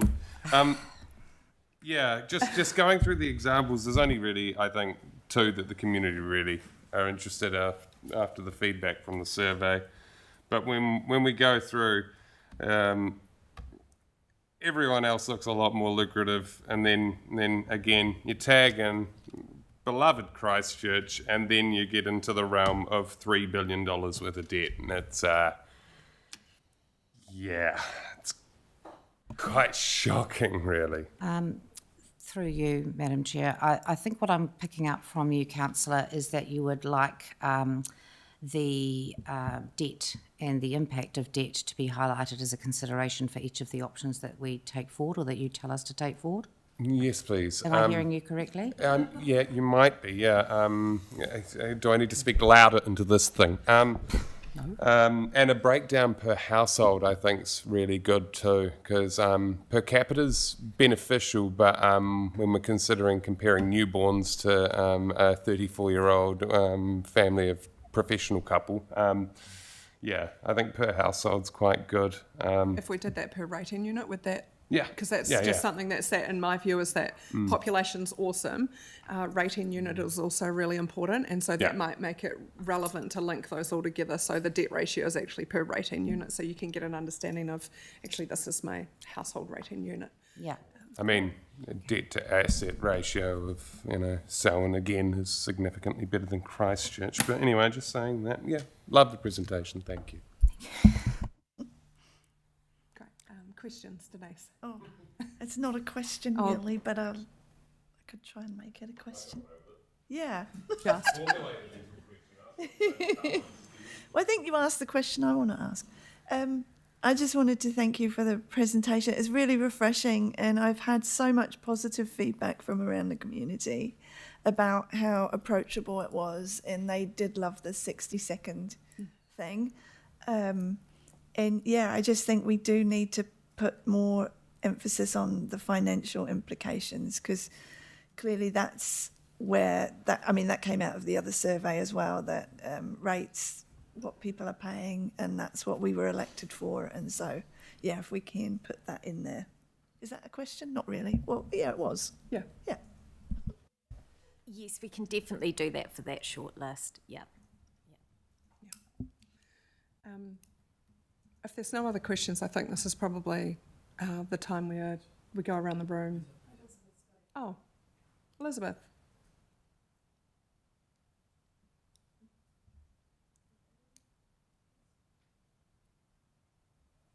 Not sure if you're talking, but your mic's off.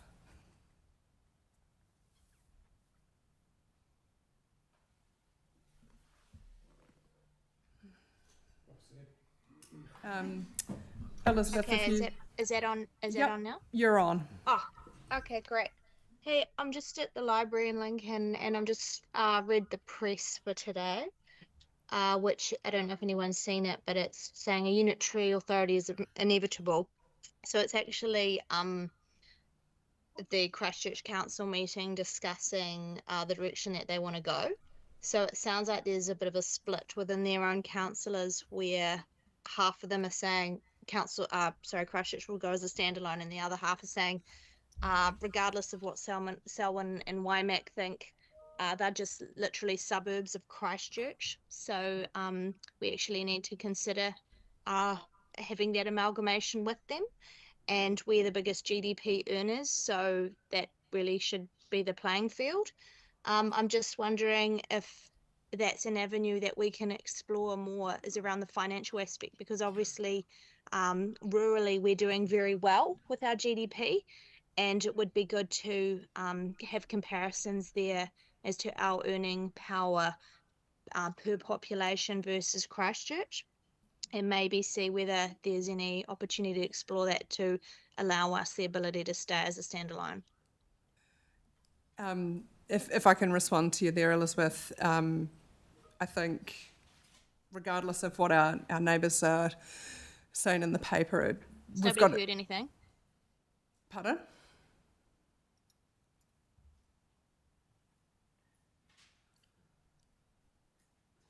Look, I think if I can respond to you, Elizabeth, GDP economy is really important to consider.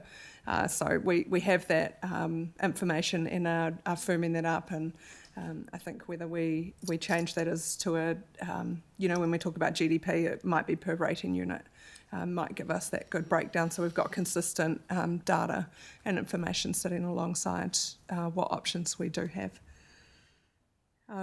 Councillors, we have also gone over 2 hours in our meeting. Do you want to continue on for our roundtable discussion, or would you like to take a break before we do so? I was going to suggest a break, because this is something you'd want to be... I don't think we need to Get a rush cuppa. Yep. this. There needs to be consideration. So why don't we take 15 minutes now, and then we'll come back for discussion.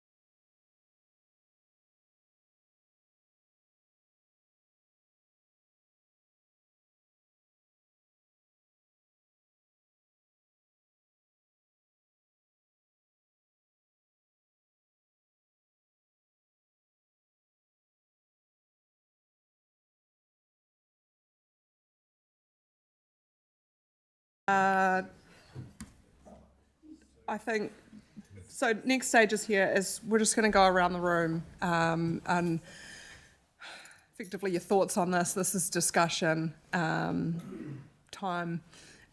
It's breaking the standing orders a little, but I think it's good to have the discussion first before we put a resolution up on a screen.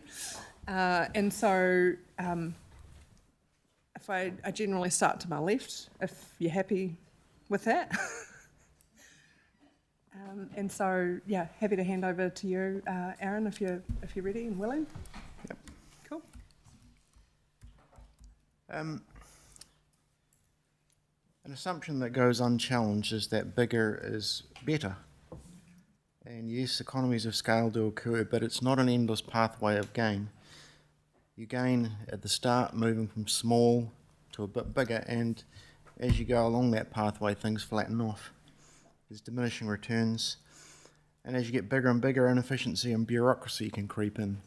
So I don't buy into the notion that bigger is best. That's not to say that we should discount looking at our options, but just have that in the back of our mind.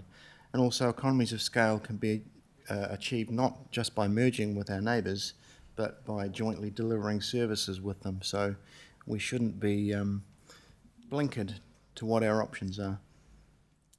From the survey, we got a good steer from people that they wanted us to explore both options. Unfortunately, we didn't explicitly ask which areas people were open to exploring mergers with or not with, but we did get some information from the comments where people were free to write what they wanted. I read every comment and I did some analysis, and a lot of people mentioned Christchurch, Ashburton and Waimakariri. And aside from comments such as look at Auckland, sorry, we don't want that. Those three areas were pretty much the ones which people talked about. And of those comments, 86% of people opposed joining Christchurch, 78% outright, and 8% in some nuanced sort of way. 75% were open to exploring an amalgamation with Ashburton, and 60% were open to exploring an amalgamation with Waimakariri. So, to my mind, that gives us our shortlist. And importantly, the rural and urban responses were very closely aligned. If we had a divide between our rural and urban people and what they were seeking for Selwyn going forward, we'd have a problem, but we don't have that problem, so that's great. We were elected to serve the people of Selwyn, not Wellington, so that should be front of mind. And of the options presented, a Selwyn Unitary has the lowest debt per capita, and when combining with Ashburton is a close second, and both those options have the lowest debt to revenue ratios. With only 3 weeks to go, we need to focus, and I support taking the two options of a Selwyn Unitary and a merger with Ashburton forward to provide more detail and understanding to the community, including getting a sense of what Ashburton people might think about amalgamating with us, and to get some more specific input on the community. Of course, the elephant in the room is Christchurch. Everybody's talking about Christchurch and where they fit. So I think it would be good in any follow-up survey that we do to include a specific question about how people feel about Christchurch. And that's my 2 cents worth. Thank you. Cool, thanks, Aaron. So just if we can be really clear, your options were B and C, which is Selwyn absorbing regional functions, staying it as it is, and C was Selwyn Ashburton, exploring what that looks like. And then what was the Christchurch? So those two options, yes, they're the ones that I think we should seek more information and talk more clearly with the community about. But as a side question, I think we should just get clarity and give people the opportunity to make clear their thoughts on Christchurch. Like, I've given some statistics there, but that was gleaned just from an analysis of the comments. We didn't specifically ask people how they feel about Christchurch. We've got a pretty good sense that by and large the people who commented don't want to go near Christchurch, but everybody should have the chance to tell us if that's an accurate reflection. Do you have a preference on what one that is? So I've got an I, which is a Waimakariri, Selwyn and Christchurch as a whole, which is what our neighbours are consulting on. It would make sense to look at options that have commonalities with what our neighbours have talked about, I guess, yeah. Okay. Thank you. Denise? Yeah, kind of what Aaron said, but I'm going to read what I wrote because I said it before he said it. So Fabulous. Yeah, I'm not copying him. This is okay. your time. This is anyone's time. It's your views. Yeah. Yeah. So I mean, obviously, the whole situation is quite bewildering, and I think we need to. Yeah, there needs to be some pushback at the government for. I feel it's unmandated and unfunded directive that's causing quite a lot of chaos and a lot of work for people. Interestingly, in the press yesterday, I know Elizabeth's talked about it, but quoting Tyrone Banks from Banks Peninsula, he said that it's the most monumental waste of time and energy he has been involved in during his elected time, which is clearly longer than I've been elected for. So I'm going to take his word for that. I'm glad that we've got away from being first and fastest and that we are working through the process. I haven't heard any strong financial arguments or business case for any of the changes. I think Aaron has done the best statistics on that, which we just heard. Tamu Te Runanga clearly want to keep the support keeping catchments staying as one. And like Aaron did say, but I wrote this before him, we're here to represent our community. And throughout the last few weeks, I've been speaking with people. There's been the survey. I've had emails from people. I've been at many different groups, and I've not heard any support to go with Christchurch. There is a preference perhaps with Ashburton, or that would also look at leaving us as a standalone unitary with shared regional functions. I don't know why we can, well, hopefully we can look at, I think Sarah from the Department of Internal Affairs talked about having shared experts or groups or committees that work across the various councils that eventuate from this. And they could be regional or even South Island wide to create savings depending on the function. I think John from ECAN, he said that these could be underslung between the different councils, which would emphasise function before form as well. I've looked at other organisations and amalgamations of groups and businesses, and all I can see is overwhelming costs for meetings, rebranding, restructuring, aligning processes. It will take a long time to then get to the point of simplification and saving money. I think we could do that quicker by just sorting ourselves out, if everyone sorted themselves out. Streamlining and focus on what is important, which is the everyday stuff that our community see. Yeah, and that's probably me. So my end result will be the same as what Aaron said. That's what I get from my community. Yeah. Cool. Thank you, Denise. We'll go to Sarah. Thank you.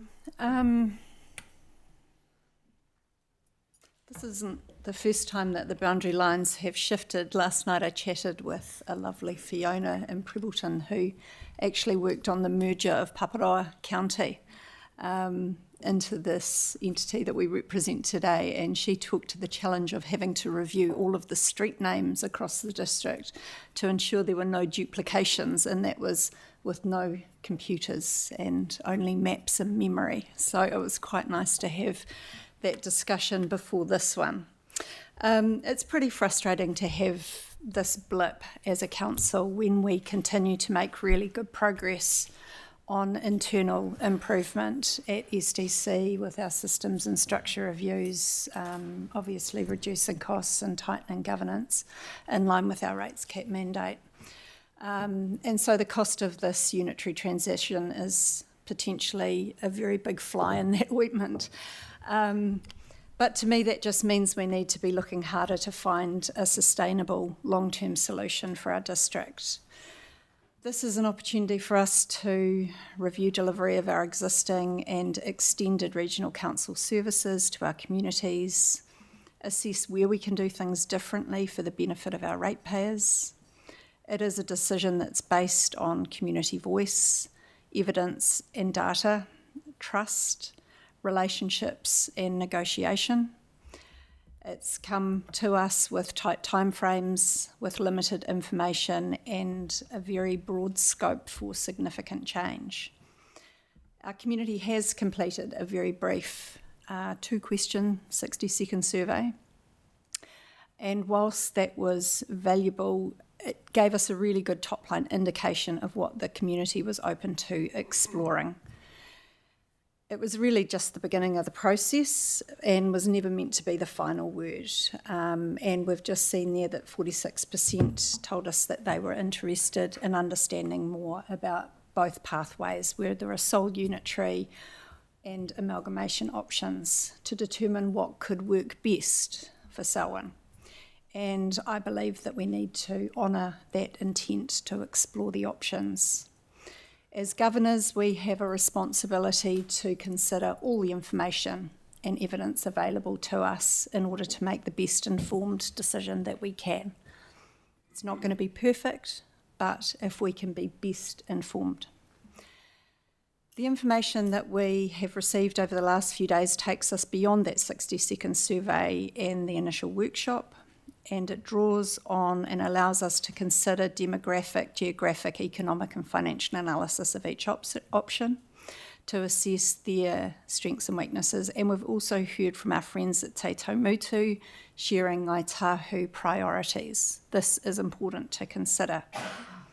What stands out to me is that some of the stronger options emerging from our evidence are not necessarily those that we included in our 60-second survey to our community.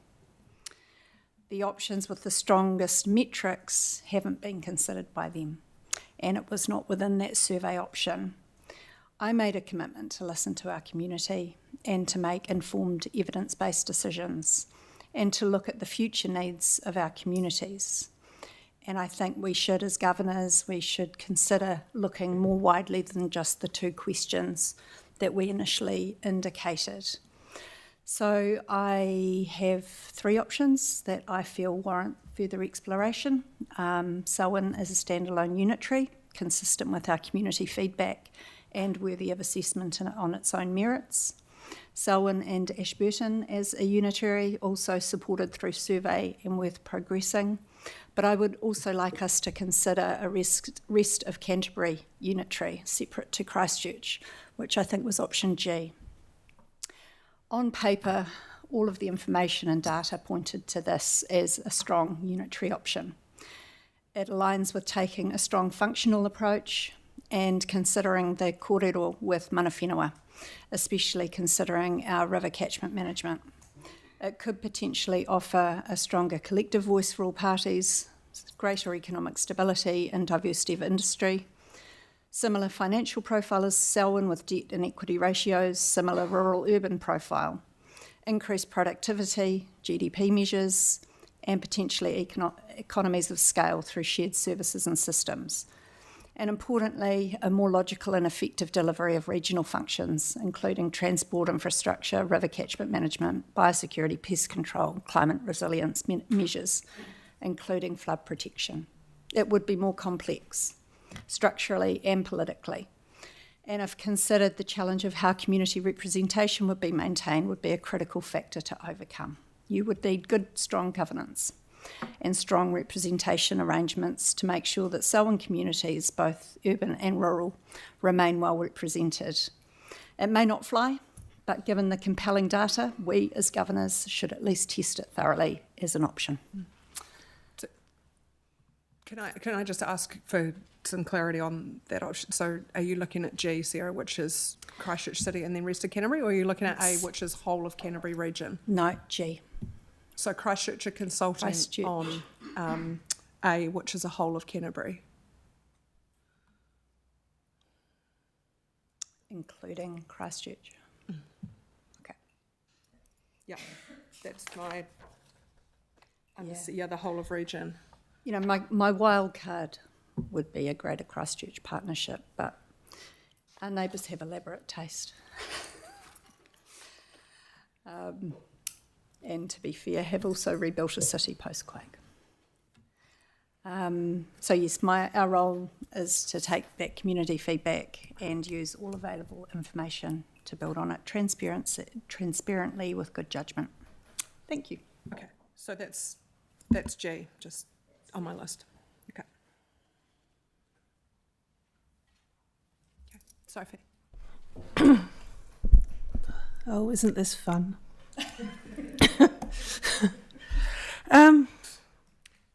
In some ways, I'm quite glad that we didn't go out with a whole range of options in the first one, because the comments are helpful, and also because we didn't have the information to give at that time. And I'm very appreciative of the 46% who wanted more information, because we want more information as well. We can't pretend that that isn't a big ask for everybody. And I guess the other part is, it's quite interesting, but it's not entirely surprising that we seem to be tending towards, and we're not the only ones, but towards things that are familiar to us and nice and small scale, and potentially some of it has got to, you've got to think that some of it's a wee bit of a coziness feel, rather than practical or logical. But that's very human. That's why local government works at a community scale. And also because, for instance, you know, we all get into office and we swear an oath to do the best for our district, not for our region. We're suddenly being asked to switch gears with very limited information, and it's not surprising really, that we'd rather direct staff to help us build an LTP from the ground up, but we're not willing to do the same for a governance structure across the region. That's a bridge that is relatively far in there. But that said, that, you know, you mentioned the last time there was the 1989 restructures. You can't tell me that Malvern and Ellesmere lost their identity out of that, because they are still very loud and proud. But yeah, so timeline, obviously very frustrating. Three Waters was years in the making, not just that election where everything went nuts. And the RM8 was years in the making too. Hopefully, whoever wins the election, general election this time around, will realise that. So anyway, looking at the options, my biggest question or lens that I put over most of this is the regional functions, and whether we see any of these options actually lasting more than 5 years. Do you want me to answer? And there is way too much information that we don't have to know that, which is why it's so ridiculous. This is an utterly ridiculous process, in my humble opinion. There's stuff that stands alongside any of those that could make or break them. But I'm just going to stop rabbiting on. The ones that I would go for as far as an option to look at would be B, a standalone, because that is a hot topic. Not necessarily because I think it would work. I think the things that would make it work would have to include some very strong apolitical structures around things like river management. And when I say apolitical, I mean not elected members having to go back and forth to councils every year. I have seen far too many joint committees and regional strategies just basically go on a shelf or be defunded or just watered down, to really believe that if you had a bunch of unitaries that they would actually agree under the current. But as Puamiria said earlier, there are opportunities here. So try to focus on the opportunities. The other one I would go for is I, because I think it's important to have that in the mix. Not a GCP one, but full districts. That fits more with the catchment management approach to me, particularly as far as Waimakariri and Te Waihora go. And that is very important, in my opinion. And the last one I would put my stick in the sand for would be G, because, again, with the regional functions, it would be interesting to see what Selwyn plus Ashburton would do, but I think that is too small a scale to be looking at. Large scale as an area, small scale as a population, and not working at a big enough scale for the regional functions. Thanks. Thanks, Sophie. Tracy. I feel like a parent. I'm really disappointed. Not angry. I'm not angry. I'm just disappointed. This whole process is both an intergenerational opportunity to make big change plus upheaval on possibly the smallest amount of information I've ever seen in my life. And when I reread stuff last night, the government is asking us to make high-level decisions about who we merge with. Just keep to the high-level stuff, but also you have to show that you're going to save money through efficiencies and stuff. And it's like, how do we show that if we don't go into detail? So there's a rock and a hard place here, and I'm just frustrated. The options that I think we should go out with are B, C, and I. I'm very mindful that affordable rates and reliable everyday services are by far the two biggest choices of our people for what we should be focusing on. And as a council for 8 or 9 months, we've done that. And I think we have come in a very short period of time quite a long way. A lot of change in mindset, attitude, and we are experiencing that outside from our community. I know it's being experienced inside, but we were also able to get the rates increase down significantly from what we had inherited. So if the purpose of all of this is to create greater efficiencies, to create greater savings, there is a very strong part of me that says, why do you tinker with one of the ones that's already doing that and heading you in the direction you want to go?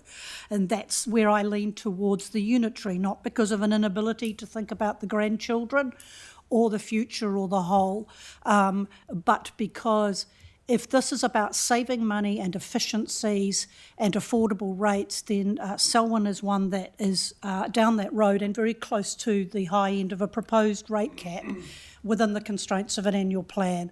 So I think from a governance and an operation, from a staff, from a whole organisation and community point of view, we're heading that way. I'm not entirely convinced that I feel the same way about some of our neighbours. The second comment that I would make that relates to my frustration is relationships.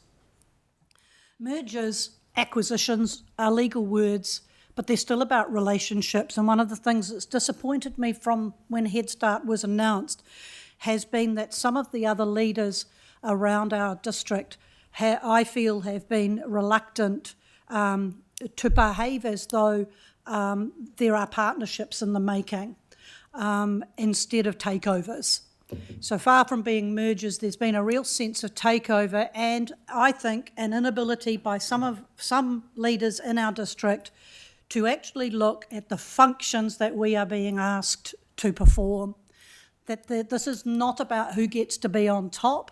It is about how do we do the functions of ECAN and how do we achieve affordable rates and reliable everyday services for the people across our district.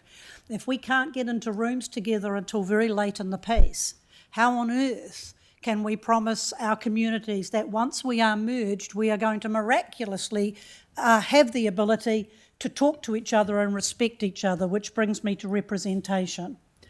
On the back of how the relationships or attempted mergers have been handled by some to date, I would suggest that there is no evidence that representation will be done fairly or equitably across our district, and that there is an ownership model being pursued by some that doesn't bode well for representation. So my belief is that these mergers are on a track to failure, whatever they are, whether it is 1, 2, 3, 4 or 10. They are on a track to failure because the relationships are not being got right. But I am an evidence person, so I went looking for evidence of the efficiencies, and I struggled to find it. I looked in Australia, who've done a lot of merging, and they've even done some de-amalgamations. And why did they de-amalgamate some of them? Because the community said, hang on, these didn't make the savings you promised. We want to go back to what we were. The UK is similar, so is Europe. So I did that research. And when I was doing that research, my eyes started to pop out of my head because two things emerge. One is that the cost of merging councils is incredibly high. The second is very few who've done it tracked the costs of the merger. So that's why I tongue-in-cheek asked about Ashburton's media 5-6 pages, because that's costing money. Who's recording it so that we can later know whether what we did succeeded?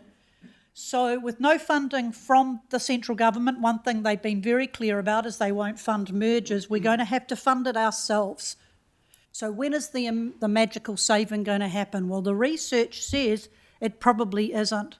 And whether you're looking at Auckland or whether you're looking at Australia or you're looking overseas, there is little or no evidence that the savings that get promised emerge. So it's not that amalgamations don't work, Australia tells us, it's that amalgamations are expensive, disruptive, take years to implement and frequently fail to deliver the financial savings used to justify them in the first place. And most merged councils ended up with more employees than they had across their demerged councils. So I'm throwing that into the mix. And because there's no conversation without Christchurch, I'm going to make this observation. Christchurch appears to want parts of Selwyn. I think I know why, but they're not saying. After 2 months, the strongest argument I've heard is commuting patterns. And if that's their strongest argument for the benefit to Selwyn of joining with Christchurch, then I think they're in trouble from an evidence point of view. Because where is the evidence for the efficiency savings and service improvements of a Christchurch, Greater Christchurch partnership, or from Christchurch and Selwyn and Waimakariri as a whole? If there is compelling evidence that we're all going to save money, then I say, show us the money, show us the avoided costs, and show us why Selwyn ratepayers would be better off, because they want affordable rates. And if that merger will show us that their rates will become really affordable, I suspect they'll bite our arm off. So show us the evidence and show us the money. And I would really love us to be part of a mature relationship and conversation that is for the benefit of all of those who are going to come long after I've gone. And I'm open to being part of that kind of a relationship. I'm just very nervous that given how the merger has been approached by many, that we're not going to head to that place. ECAN is not functioning apparently. It's not able to be fixed, so it's being dissolved. How are we going to deliver that? I think that's where the focus should have been and could have been, about how can we provide what was deemed to be lacking. And I think that is an opportunity that may well already have been lost, and I hope not, because there's some important services there. So BC and I. It's never a short answer with me. Thank you, Tracy. Sam. Firstly, I'd like to start off by saying how proud I am of the council that we have. From what I originally walked into, to be honest, I was rather nervous. From what I'd researched, from what we'd seen of the previous council and decisions that were made around the table that didn't align with what the community wished or wanted. I was really proud that when we look at this, we can say, here's the direction that the community's asked for, here's the benefits, here's the negatives, and we can work forwards towards a positive outcome for Selwyn. Another thing that I'd really like to say is that I'm really proud of this chamber because we don't have an A team and a B team. We don't have a left and a right. We obviously do, sides of chamber, but not in political standing. Whereas the more we go into this amalgamation discussion or Head Start proposals and we hear from other councils, we hear how totally polar opposites they are. That 50% are of this political standing and 50% are of this political standing, which shows that they're not actually working for the benefit of their constituents, they're working for the benefit of their political gains. So I'd just like to say, well done everybody in this chamber. I'm proud of all of you because you're here to represent the people who elected you, not a political party or otherwise. Now, onto my waffly.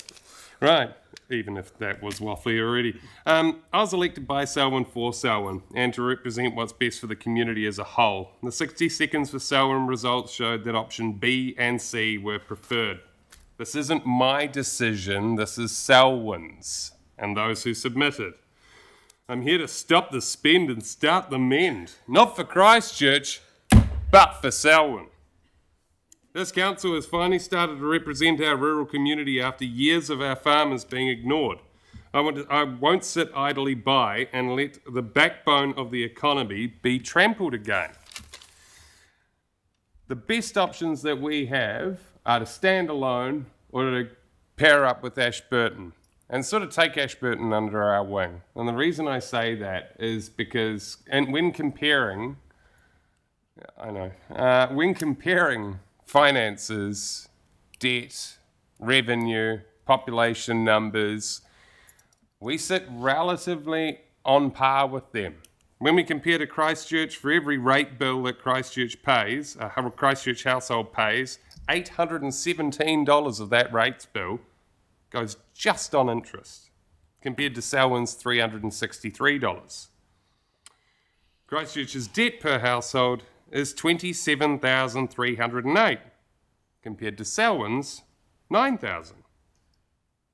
Christchurch's assets per household are $141,000. Selwyn's are $112,000. Christchurch's debt to asset ratio is 25%. Selwyn's is 10. Christchurch's debt to rates revenue percentage is 602%. Selwyn's is 256%. At no point during this process have we been presented any advantage to pair with Christchurch. They'd love to take our urban sectors and leave our rural just to struggle along as they have in the past and deal with the same old, same old. And that's why we need to stand up and actually hold on to what we've got.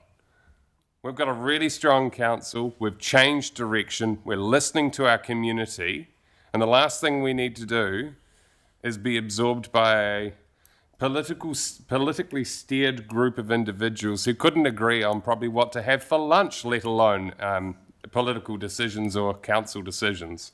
So, yeah, it's not my decision, it's Selwyn's decision, and that has come back after nearly 7,000 submissions for 60 seconds as B and C. Thank you. Thank you, Sam. Big Red. Thanks, team, and thanks for detailed numbers up here. It's great to see the numbers, revenue and expenditure, as well as the debt levels. We've seen other areas compile the same maps, but not with the same information, so it's good to see the debt there. Looking forward to the high-level survey going out and the Selwyn residents getting on board, and looking forward to their feedback. Having owned a small farm, I personally know what it's like to get a resource consent, and it's not just the resource consent, it's everything that goes with it. And while something had to happen with Canterbury, with Environment Canterbury, I think almost what's happening now has actually gone too far. Wind back the clock to 1989, like Soph said, Ellesmere, Melvin and Paparoa counties amalgamated to create efficiencies, but we're also aware that was done off the back of the RMA as well. So here we are in 2026, and since then they've rolled out the Building Act. This is the government rolling out the Building Act, changes and amendments. Local government done well. the Water Services Act, Affordable Housing Act, the H1 Building Code that Robert absolutely loves, Building Systems Reform Act, planning bills, natural environment bills, everything that gets passed down the channel through ECAN, flood modelling, farm environment plans, hail reports, listed land use reports, fast track amendments, amendments on amendments on amendments, plus the all the rates capping development levies that they're thrown at councils. All this is done to the ratepayers, and the user pay is cost more money, more money, more money. Now, we saw it in '99 when I was in the army. We also saw it there. They decided, Wellington thought it was going to be a great idea to get rid of the sergeant major role in the army, only to 2 years later realised that, oh, shivers, we should have actually not done that and brought it back, just like what Tracy was saying over in Aussie. All this is going to do is add more cost on top of the cost that's already been created since the mergers of 1989. Personally, I've got another project on the go in Lincoln on a 600 metre square section. I've just done a tally up. To get it to building consent phase, $64,000. This is just costs incurred, passed down from there. With this here up on the wall, options B and C. And I also believe there should be an option just to show the people exactly what Sam ran through around the debt ratio of Selwyn versus Christchurch City. There should be an option put there as well so the ratepayers can truly see that. The responses to the feedback was great. Auckland City amalgamated in 2010, and I meet quite a few people in my day-to-day job, and I've met quite a few people that have actually moved down from Auckland since 2010, believe it or not. I get propositioned a lot whenever I'm out in public by people that have moved down from Auckland saying, Big Red, do not amalgamate with Christchurch City. They said, we've seen it from Auckland, that's why we're down here. And I didn't see anyone in the freeform text submit a submission along the lines of, we moved down from Auckland, they amalgamated their cities up there, it was fantastic, we should do the same. But someone else may have seen the feedback that I missed, but I didn't actually see any of that there. Fellow councillors have talked about what they campaigned on.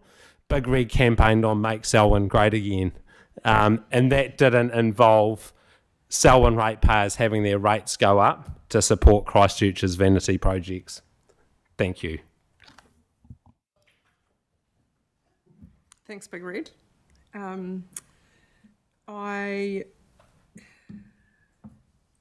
Like I've said to you, I've worked on this as a process of elimination and what could be viable or credible for our community. And I believe in going out to our community and asking them something that could be a genuine option. And so I have worked through the list.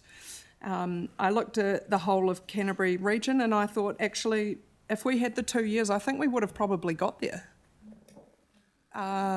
And being able to have those discussions and look at what governance structures look like to protect our community. But I just feel like right now we're not there.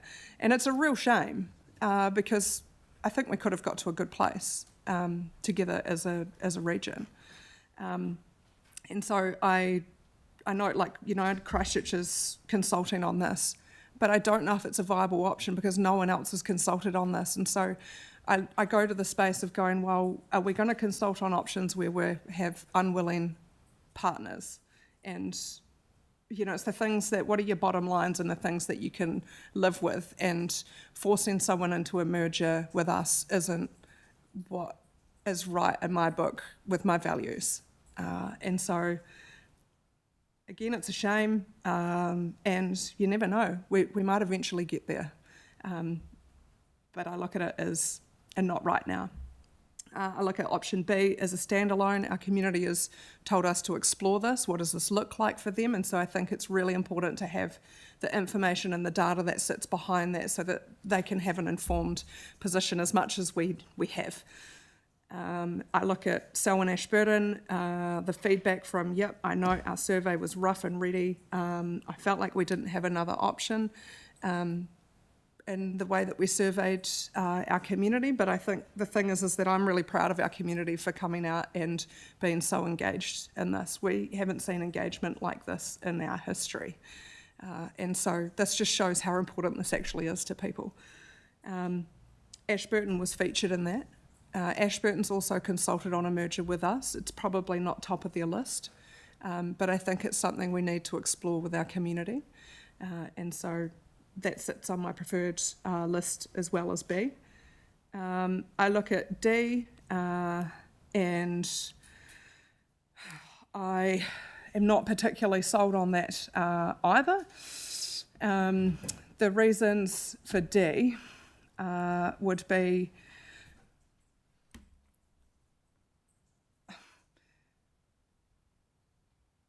we've been part of a consultation with the South Canterbury model, but I don't think that severing off our urban area from our rural is going to give us any positive outcomes, in my view.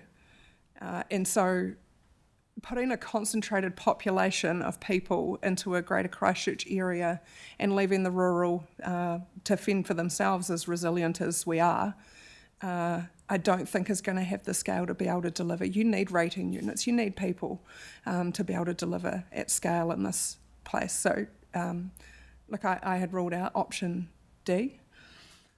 If I go to option E, it's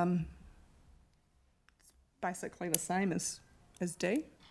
So a South Canterbury model, so I could just put that in the same boat. I see them as basically the same thing.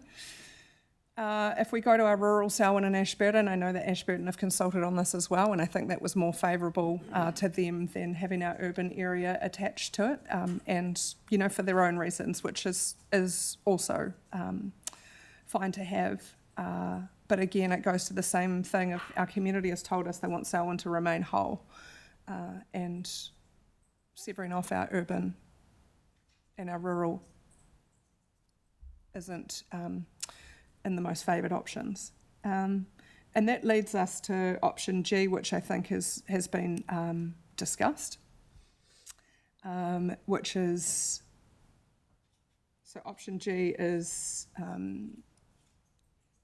yeah, thank you.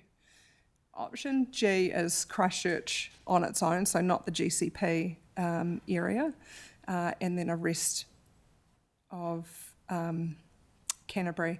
And I think if you were going to look at that, you would be better just to go for the whole of region approach to work through that, because we're still going to have to work with Christchurch on several things. If we use transport for public transport for one, there's still going to have to be that shared approach. There's still going to be rivers, flooding, water to manage together. And so if I was to look at option G, my preference would be a whole of region option. If I go to option H, which I know has been discussed, there would be some bottom lines there, and this is the hard bit where we get to the working with Christchurch situation. And I know that our community has told us they don't want us to do that, but I think it is really important for our proposal that we do gather this information and test this with our community, so giving them the right information that they need to make informed decisions. But I think for consistency of data, that is why I would prefer I, which is the next one, because this covers more of a catchment. It would have more integrated planning. And there's also the space of having consistent data. So Christchurch are consulting on this one, and Waimakariri have consulted on this as well. And I think that is what is important, is there's a consistency in options and data. And I would prefer, I think, if we're going to look at the Christchurch option, that it is this.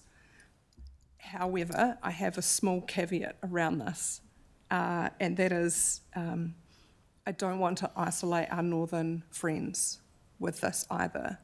And so I think there needs to be a small caveat around this, that the door is open to our northern friends, because, you know, it's the concept of no man left behind. And so, you know, there's a potential for them to be able to join into that if it was suitable for them, because you can't leave Hiranui and Kaikoura sitting to the north, because the scale is not enough to deliver a unitary function. And so that leads me to my preferred would be B, C and I, but with the caveat that the door is open. It's not we're not building a wall. And I think it just to put some context around this, again, I go back to what is the problem that we're trying to solve here?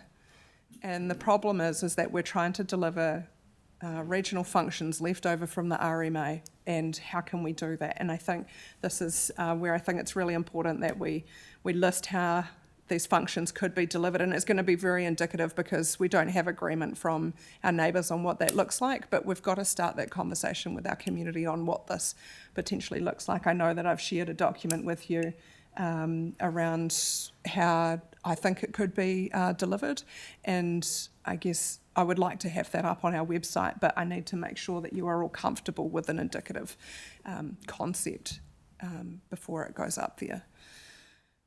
And I also think in this amalgamation space, we're not the problem that is trying to be fixed here. Yeah, you know, if Kath and Ryan, you talked about the numbers around this district and the decisions that we're making is for not for us here, but this is actually for our children and their children, and we're going to be a city in our own right. And I think that that is important to acknowledge that, and to acknowledge the growth that we are seeing, regardless of whether we like it or not.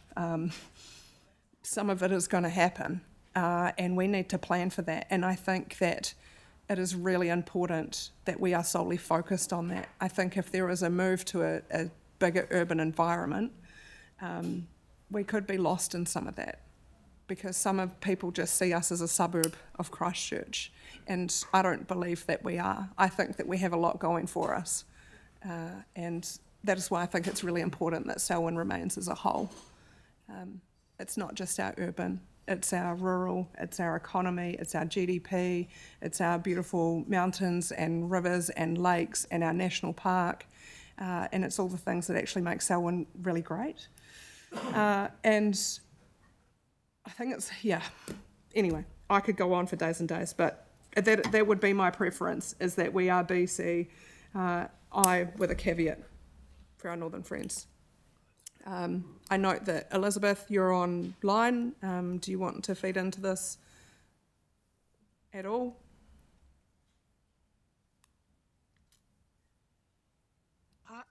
Thanks for the opportunity, Lydia. No, I agree with the principles and the points that have been raised by everyone, and I really hope that there is an opportunity to be heard from central government, because I think we are the golden child in terms of councils. As everyone's pointed out, we've done very well. We are continuing to do better every week, and yeah, I think this is hopefully not something that's going to be pushed and rushed ahead, and that they will, coming into the election, take some time to have a bit of a stronger think about it. So I certainly support all the things that have been raised and the direction that we're taking. Thanks, Elizabeth.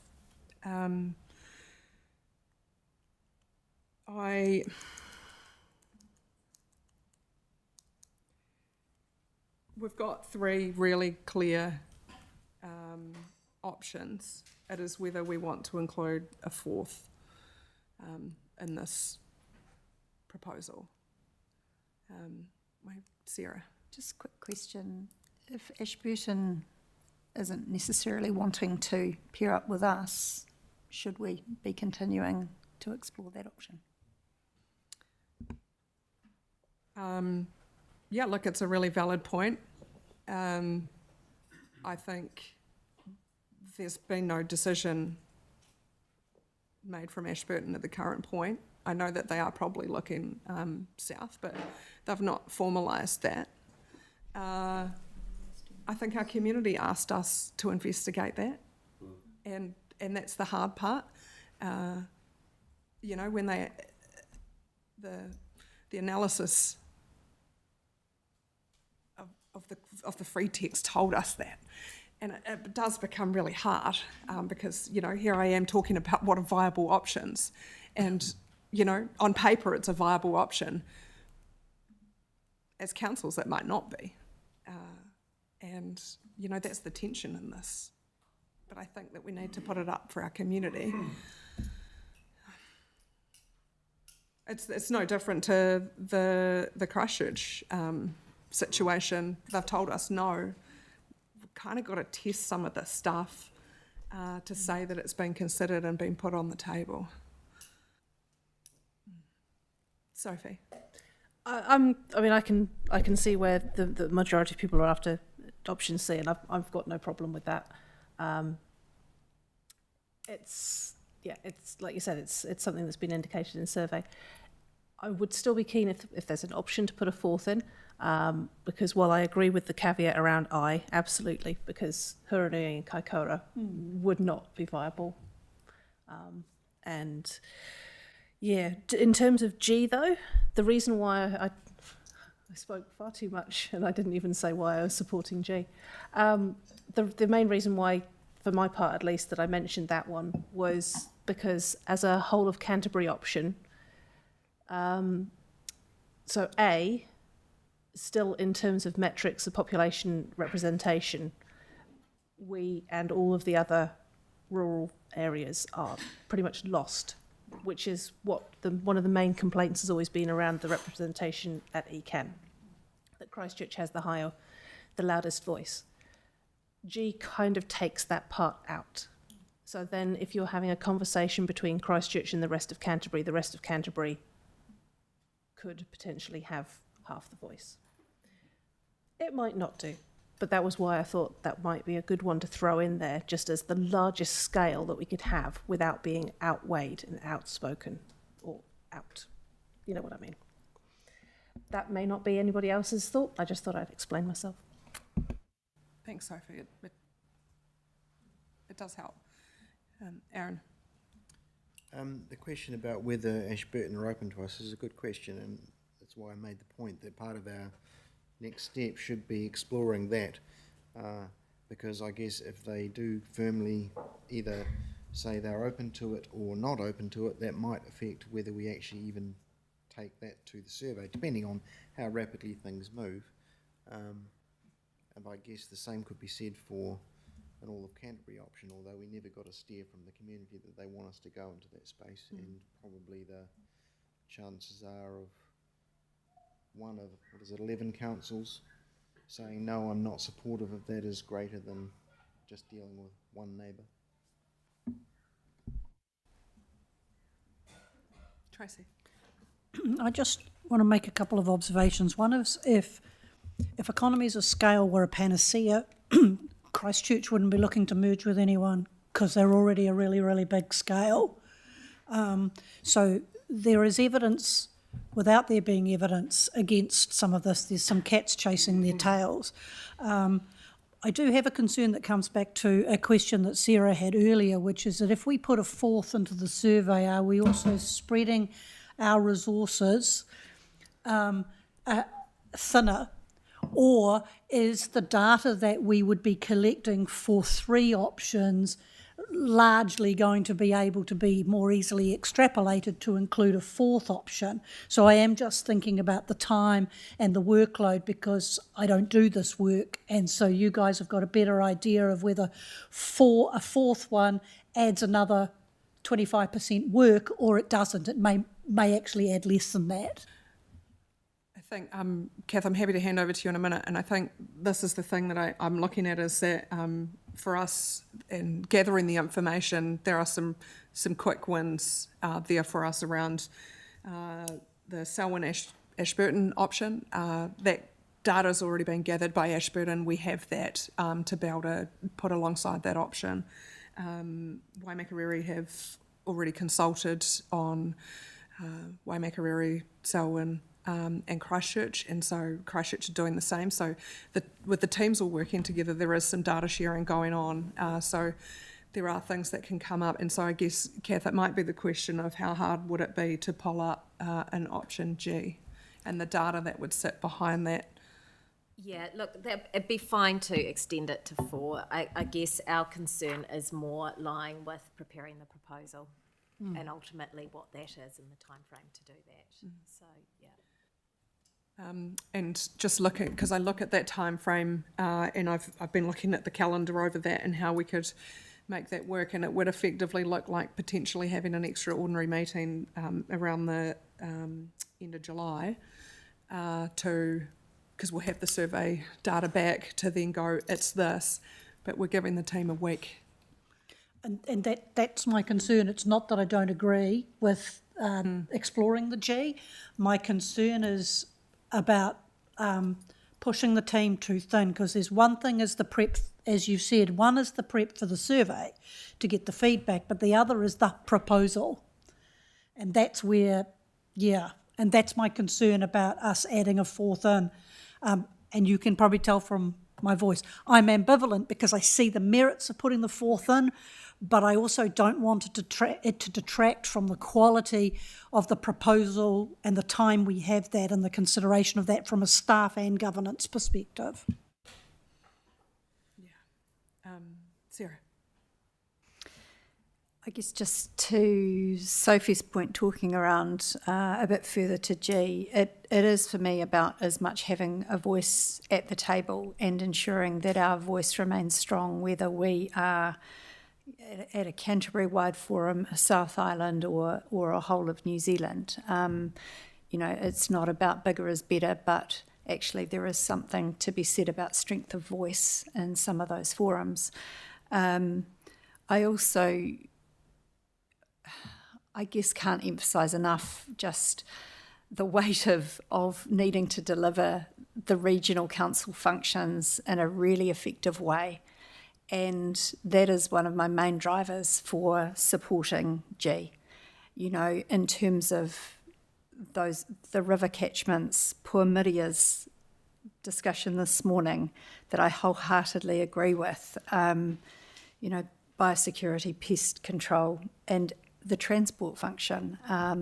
So much of it lends itself to being better managed on a much broader scale. And in terms of what is realistic, I think that if it can potentially bring significant benefit to our district, then it's at least worth trying on this one. And we didn't ask our communities about this option in the survey, so I don't think that we can write it off quite so quickly. And also, I'm finding it interesting that we have had several councillors talk very strongly against any kind of partnership with Christchurch, and yet we've still got an option that involves Christchurch partnership on the table. I think, Sarah, it's one of those things we're going to need to say that we've considered it.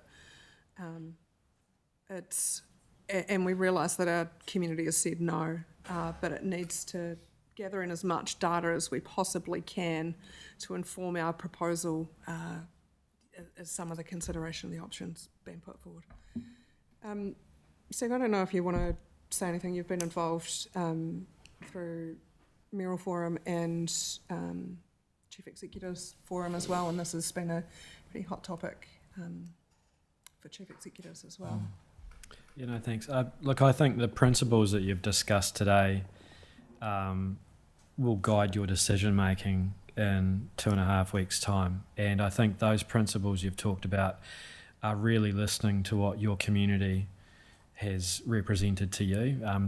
That's your only job in this, is really to understand and represent your community's voice. And I think you're reflecting that well. The challenge, as we've all noted, is that this is a job that does require a lot of detail and careful thought and consideration, because we are dealing with ratepayers' money, and it's really valuable, and we have to really value that. We just don't have the time. And so those principles that you've guided keep you grounded in what is the right thing to do. I think the right thing to do is to ask the questions of your community again about what are the reasonable and viable options. And I do think the potential for 4 options could and should be tested. You may think in your mind what you think the community will tell you, but it's actually the community's job to give you that answer. And there are 4 really strong viable options there, because not just us, but other councils around the region have identified that we are part of another viable option. We may not agree with it, our community may not agree with it, but a broader community might think it does work. So if you get that answer, then you've got a balance. You've got the community's weight of evidence to say, that's not something for us, thanks. Or it is, and we really want to progress this and go away. Ultimately, what we want to do is make sure through this next stage that we ask really concise and really clear questions so that the community can tell you what they want. Our job is here to help you do that. So hopefully, and I want to thank the staff for all the after hours and the extra hours and the long conversations with others across the district and the region to get us to this point, and look forward to the next couple of weeks' progress. Thanks. Sophie? Yeah, sorry to go again. I'm just wondering whether, like, if we prefer to stick with 3, for instance, could we just could we change I so that it's explicit about Huranui and Kaikoura? Mainly because, I mean, we know that they need a home. Yeah. They are consulting on their own options, but that is the case for everybody. Like, there is no way that everyone's consulting on the same options. Nobody's had the time to agree that. So we're going to be, everyone's stepping on each other's toes. Dance partners all over the place. Just be explicit about it being a Central and North Canterbury option. Because, and not least because that also then supports some of the Ngāi Tahu priorities around catchments and the northern border, for instance. Yeah, look, that's doable. Yep, cool. Happy as it gives a clearer indication to our community that. Aaron. The viability comment that you made, Steve, that's my only misgiving about considering option G is because South have been pretty clear that they've got this sewn up, they're doing what they're doing, maybe it includes Ashburton, maybe it doesn't. So whilst there's probably a lot of good arguments, and it sort of goes back to your comment, Lydia, about if we had 2 years, perhaps we would have come up with some structure where the whole of Canterbury's all in alignment and we've got a way that it would work. We've got 3 weeks. Nice as it might be to discuss option G, is not really going to fly because you're not going to convince Timaru. You're not. And they've got a deal pretty much sewn up. So I wouldn't expend effort in that space. Putting Kaikoura and Huranui on the table as part of option I, that's fine, because in my view the reason for having an option that includes Christchurch is not to advocate that Christchurch is a great solution for Selwyn. The suggestion from the data we have so far is that it's not.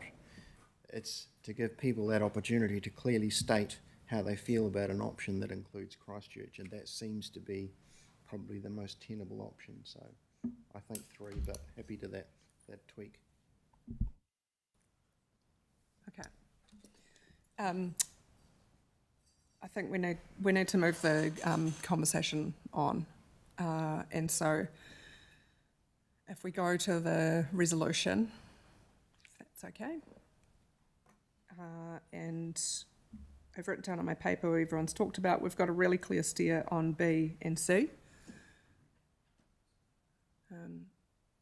Elizabeth, you have your hand up. Hi, yeah, I just wanted to ask if we could just be really clear when this goes out to the public about whether, when we're talking about the listed names of who's going with who, be clear if we're looking at it as a unitary or an council amalgamation, just because that could be a little bit confusing for the public.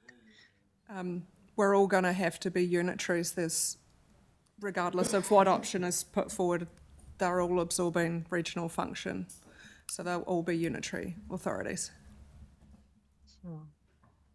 Yeah, just for the clarification for the public around whether we're talking about the territorial aspects, whether they're amalgamating in each proposal, just to be really clear about what that actually looks like. Okay. Does that make sense? Yep. You got that? Thank you. Cool. Thanks. Okay, we've also got I, which has that caveat around northern neighbours too. And then it's how the rest of us feel about including a fourth, which is G.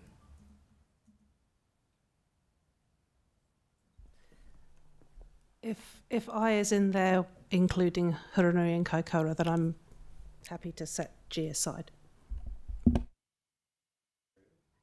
Yeah. Sarah, how would you feel about that?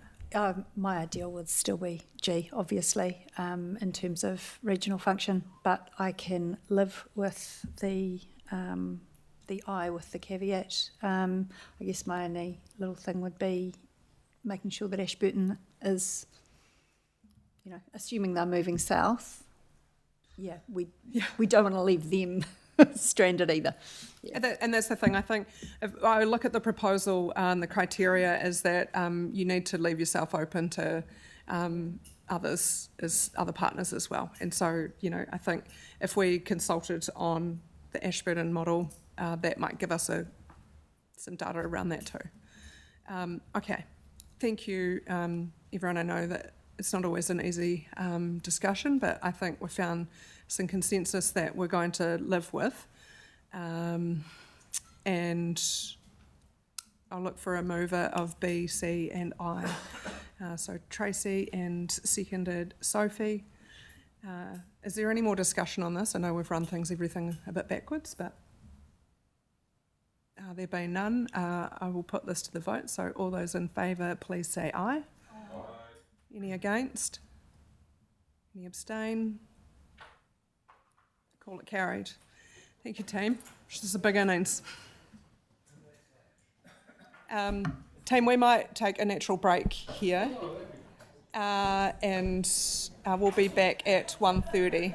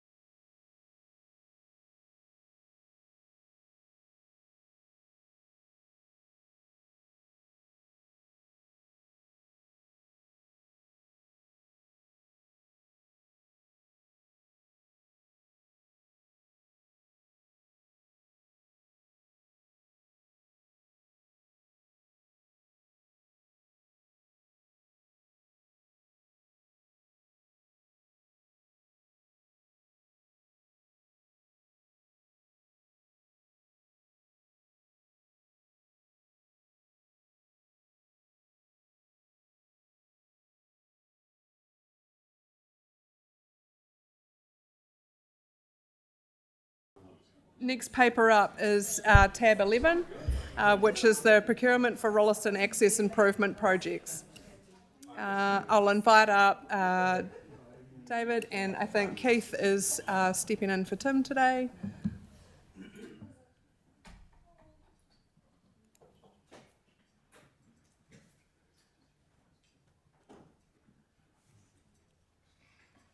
Welcome. Happy to hand over to you whenever you are ready.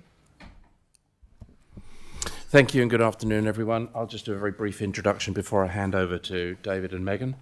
So what we've got today is we're bringing a case for two roundabouts which constitute part of the improvements for the Rolleston access projects. These are co-funded by NZTA, and they're critical in terms of timing to align with the overbridge that's being placed over the top of State Highway 1. So that, I'll drop out and I'll leave the detail to the team. Yes, so good afternoon, Mayor and Councillors. So Megan is our project manager, so just introducing her. So I'll leave any of the difficult questions to her. Hopefully there won't be any, but we'll find out. But yes, as Keith said, this is for two projects associated with the Rolleston access improvements. Both of them, or each of them, sorry, the value exceeds the CE's delegation, so it's coming to council to get approval to go to procurement and then to award a tender for each of them. I'm not sure there's a lot of detail to discuss about things. They are individually. We were looking to go to tender individually because one of them is associated with work across the railway line, and there's probably a smaller number of contractors with the right skills and capabilities to do that. Whereas the roundabout at 2 Chade Walkers Road has got more scope for a wider group of people. As Keith said, they form part of the wider Rolleston Access Improvements project. So as part of a business case, they were all looked at as a collective whole. So this is part of that. And as Keith said, they are integral to part of the work that NZTA is doing. It's desirable to try to have some of the work completed so that can form part of detours and things during construction of the overbridge. It's not absolutely essential, but it is desirable to try to get them as far advanced as we can before it becomes critical in that regard. I'm happy to, if you take the rest as read, if anybody wants to ask questions. Cool. Thank you. I just have one question, and it was just around the funding source. And so we know it's co-funded by NZTA, and just our co-funding. And I was just thinking about the way that we're reporting in this, and note that there's development to happen around there. And so, what would the component of? Is there any component of development contributions going towards this now? And we will collect in the future for some of the development that will happen around this area. Is that correct? Yep, I can answer that. Yes, there is development contributions. The exact percentages I can pass on to you, but it's between about 10 and 18% on these. Okay. Thank you. Questions from councillors, and first up I have Tracy. I'm just going to be Reese. Did anybody at the top table have an opportunity to read Reese's comment in Diligent? No, sorry, no. Okay, well, buckle up. I'm going to read it because it's a statement with questions, but I think it's important, so I'm just going to read it. Imagine I'm Reese. Yep. I did not know there were alternatives to buying the land, and so could we still have the option 3 for both intersections? On this basis of it being a little tighter and a little smaller, I understand this is a temporary solution and an alternate route until the overpass is completed. Option 2 or 3 is not perfect, but it won't be the only I-zone access egress off State Highway 1 for light vehicles. So yes, it may be tight and slower for 6 months for trucks, but it will be a big costly asset if it isn't the main access in the future for north and south flowing HT truck movements out of I-zone. Whedon's is another way from the north. I prefer option 2 or 3 for both intersections, as these intersections are not the permanent heavy traffic bypass for iZone once the highway opens. I don't see how option 4 would be financially justifiable when the highway is reopened.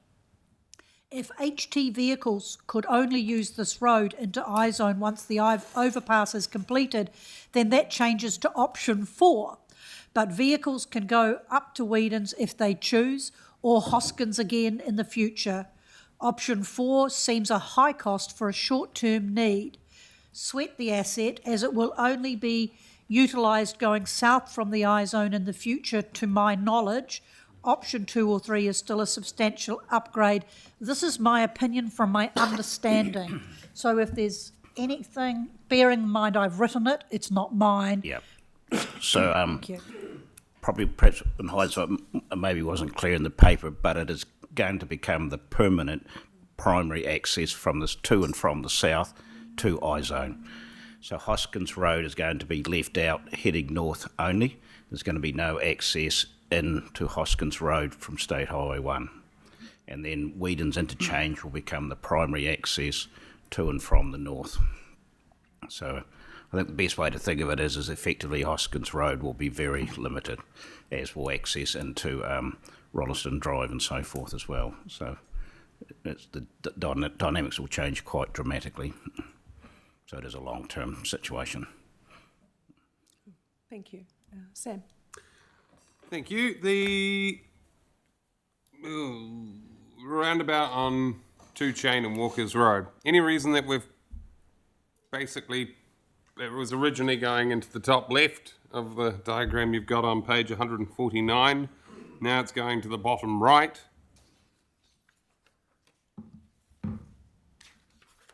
Any specific reason that we've changed that layout? So I'll ask Andrew to respond to that because he dealt with the side of it, but a lot of it is to do with land purchase and to be able to, what is easier to purchase land. So New Zealand Defence Force, the Defence Department of Corrections owns some land, and that's more challenging to purchase than private. It wasn't going into the Department of Corrections, it was going into the top left. No, thanks for your question, Sam. The original option for a roundabout was essentially trying to fit a smaller scale roundabout within the current road reserve. There wasn't a proposal to shift it to the up until the northwest corner, because of the fact then it needed land off the Department of Corrections, and that is actually would be impossible to obtain because they are a Crown entity, and we actually can't use the Public Works Act on them either. So it was a more expedient way to actually shift the roundabout centroid, and particularly for the larger roundabout needed for taking over dimension loads and things like that, to that south east corner. And we actually flagged that through the Plan Change 80 process for all that industrial land there. So we basically had it all teed up at that time that was how that was going to eventuate, and that's what we've followed through on. And in recent times, we actually have reached agreement with that landowner to provide that land there, and that's been a good success story for the team looking after that aspect of it. So yeah, we're basically all lined up for this particular option.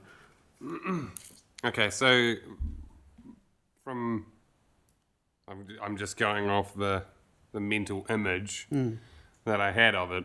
We were only acquiring land off one property with the previous plan, and now we're acquiring property off Carter's Group in the bottom right, and that property at the top right.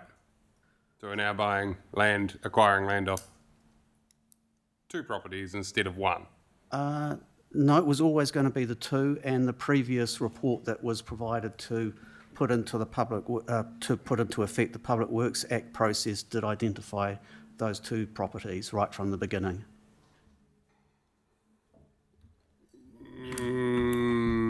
No.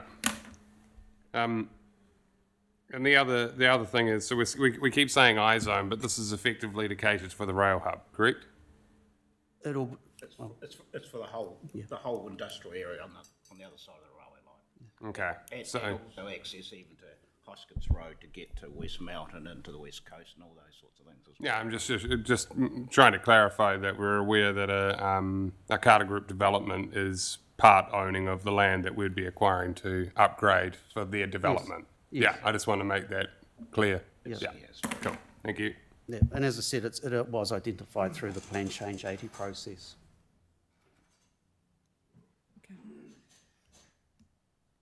Councillors, are there any more questions on the procurement method being undertaken for the two projects listed? There being none, there's some resolutions on screen. You also have them in your paper there.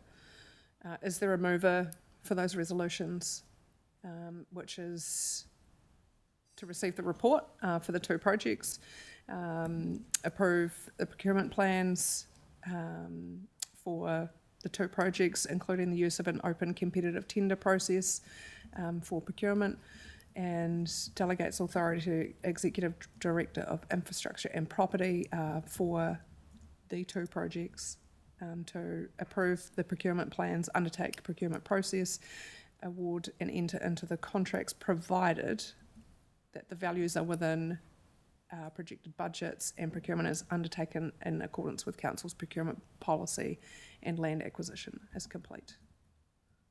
Sophie, is there a seconder? Aaron, is there any discussion by councillors? Agreed. Yeah. Just coming back to the question you asked at the start about DCs, what was the answer to that? Andrew, you can answer that. I'm in the same position as you. I can't remember the exact percentage, but it is in the order of around that sort of 10 to 20% that the DCs apply to this. So basically, when these projects are assessed for the long-term plan, the growth component of them is assessed, and that's what drives the percentage to then develop the DC revenue for those projects. It all becomes part of, or is part of, the Eastern Selwyn strategic implementation scheme for its upgrades, and DCs are collected on that basis. So, in simple terms, when a project like this comes up in timing and such as this, DCs that were collected elsewhere in Eastern Selwyn will help pay it, and then when other projects come to the fore later on, DCs collected will pay for those, and particularly when Plan Change 80 proceeds and all that industrial area in there, obviously that's going to drive quite a lot of DC income into the system. So on page 140 and 141, where you've got the breakdown of funding of being Selwyn District Council 49% and NZTA 51%, where do you pick up the recovery from DCs? Very good question. If the project is subsidised by or co-funded by the NZTA, the DCs offset our local share.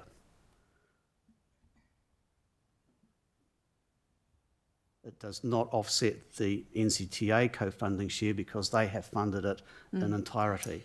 So it actually saves our ratepayers in terms of that aspect coming on to the local share. Does that make sense? Yeah, it does make sense. So Lincoln Rolleston Road roundabout outside the link, back the side of the link, that was a 50-50 venture between the developer and Selwyn District Council. Yep. Yeah, and I'm also, I was just curious to going off the back of what Sam was saying, like predominantly, yes, this is servicing iZone, but it's also servicing the rail hub as well. Like, how come it's not a 75-25 or 80-20 venture with the Carter Group? They'll be charged DCs once their if they put a resource consent in for development of their industrial zoned land. Yep. That's when we gather those DCs up at that subdivision consent stage. Yeah, accordance with our policy. So that will assess, the traffic movements, household equivalent units, the multiplication of the formula occurs in terms of the rates and things like that, and out pops a DC amount that they have to pay based on our DC policy. So the way those numbers work, I just want to make sure that everyone's getting a fair deal, right, with the developers. So if the funding for that there is effectively going to be the funding for the Lincoln Rolleston Road roundabout, which was a joint venture. Just In a roundabout way, is that what you? Literally. Yeah, yeah. Yeah, as I said before, the DC component comes off council's local share. So for the Lincoln Rolleston Road roundabout, your section pays their 50%, but they're also paying their development contributions relating to the overall development as well. So they paid their 50% for the project plus their DCs on the rest of the subdivision. For our 50%, that's what we're paying, but we are offsetting our 50% also with the revenue from our DC income. So if, for instance, the DC component of that project was, say, 10%, well, then that comes off our local share. Of your share, okay. Does that make sense? Yeah. And I think the thing is that that's why we look at this DC aspect as over all of Eastern Selwyn, so that everybody is collectively paying for the upgrades over all of Eastern Selwyn, not just specific projects. It's done on a strategic basis. Question? I just want to clarify it's on exactly the same topic. When we talk about DCs are being offset against the SDC, we mean going towards interest on the debt, don't we? Because it says here we're borrowing. In both of these circumstances, Selwyn District Council is borrowing to fund its share. Therefore, when the DCs come in, that is going to be being applied towards interest payments, and if we're lucky, to start paying down debt. I just want us to be really clear, because that's a different situation to DCs are paying 10 to 15%, because they're not if they are paying down interest on a loan. I'm sorry I cannot answer that, because you would need one of our financial team to do that. Yep. It's unlikely that the DCs will have come through before we have to stump up our part of it, is what I'm saying. And Tracy, so you're right. The project will be debt funded, and then the DCs will be collected as development happens for that project, and that will go to paying interest and or paying down debt. Yes, cool, correct. Thank you. Cool. All right. I had Sophie and Aaron. Is there any more discussion on this? There be none. We'll put it for the vote. All those in favour, please say aye. Against?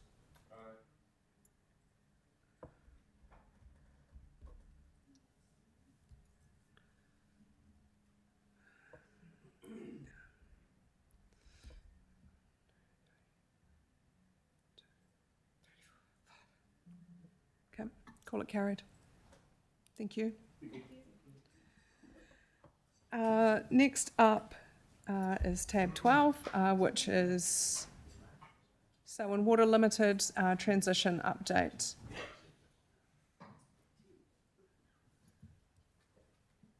So welcome up Michael, Dom and Sophie.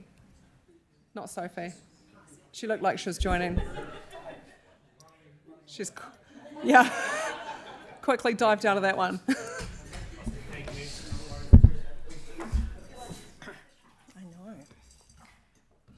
Okay, welcome Dom and Michael. Happy to hand over to you, Dom. This has been a bit of a project of yours.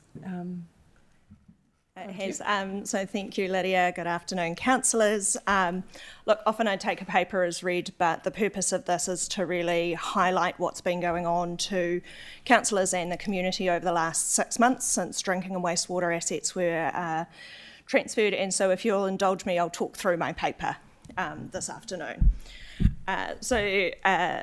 We are bringing this report today primarily for transparency and oversight. Importantly, this doesn't replace the regular reporting that Council is to see from Selwyn Water under its Statement of Expectations and through Finance and Performance.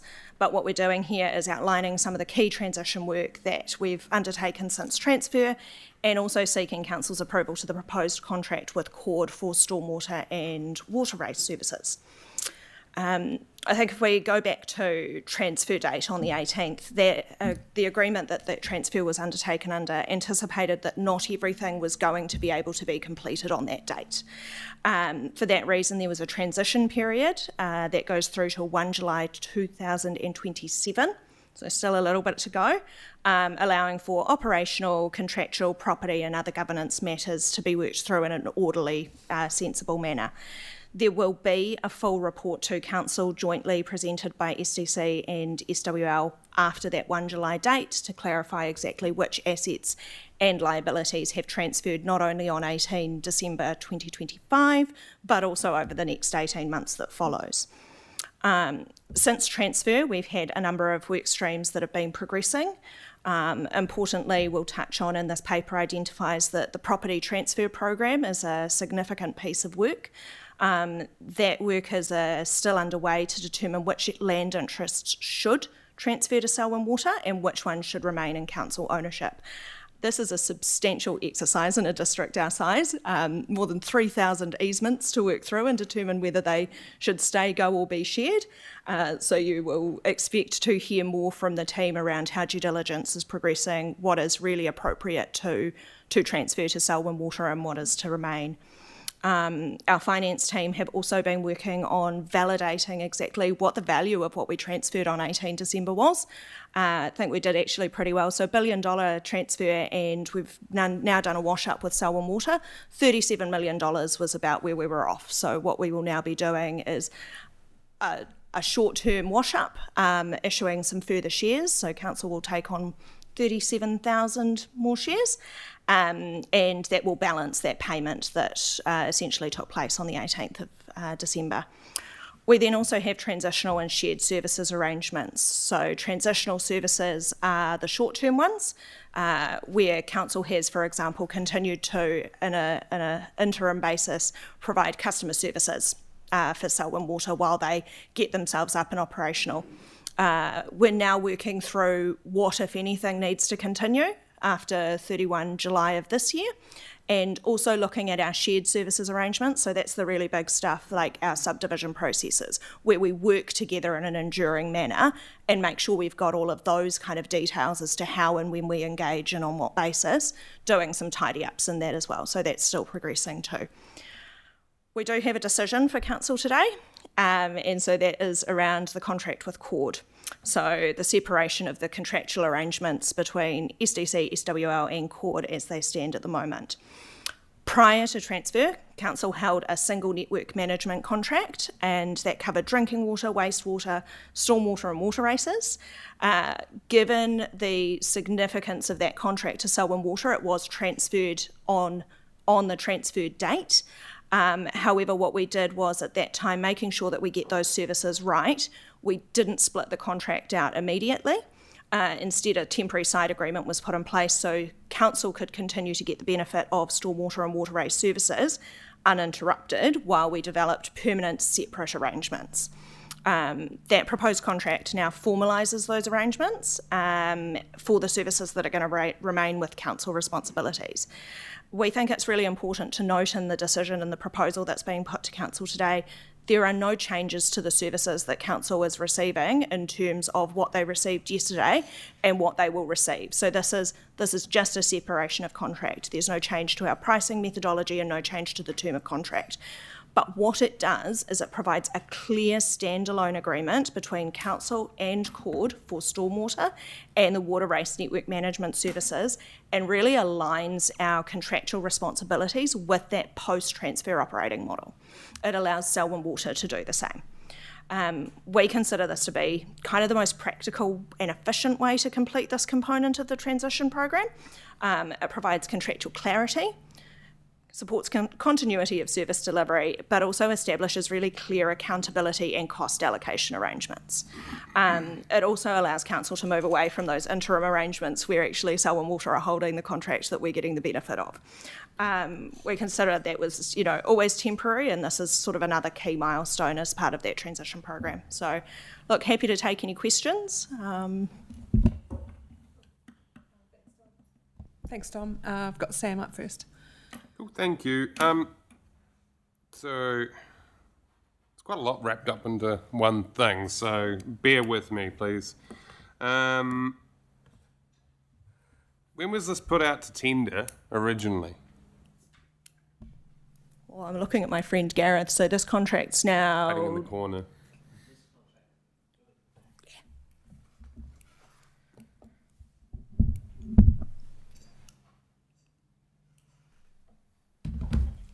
C1241 is the contract we're talking about, the overall water network contract. That was struck in 1st of July 2016.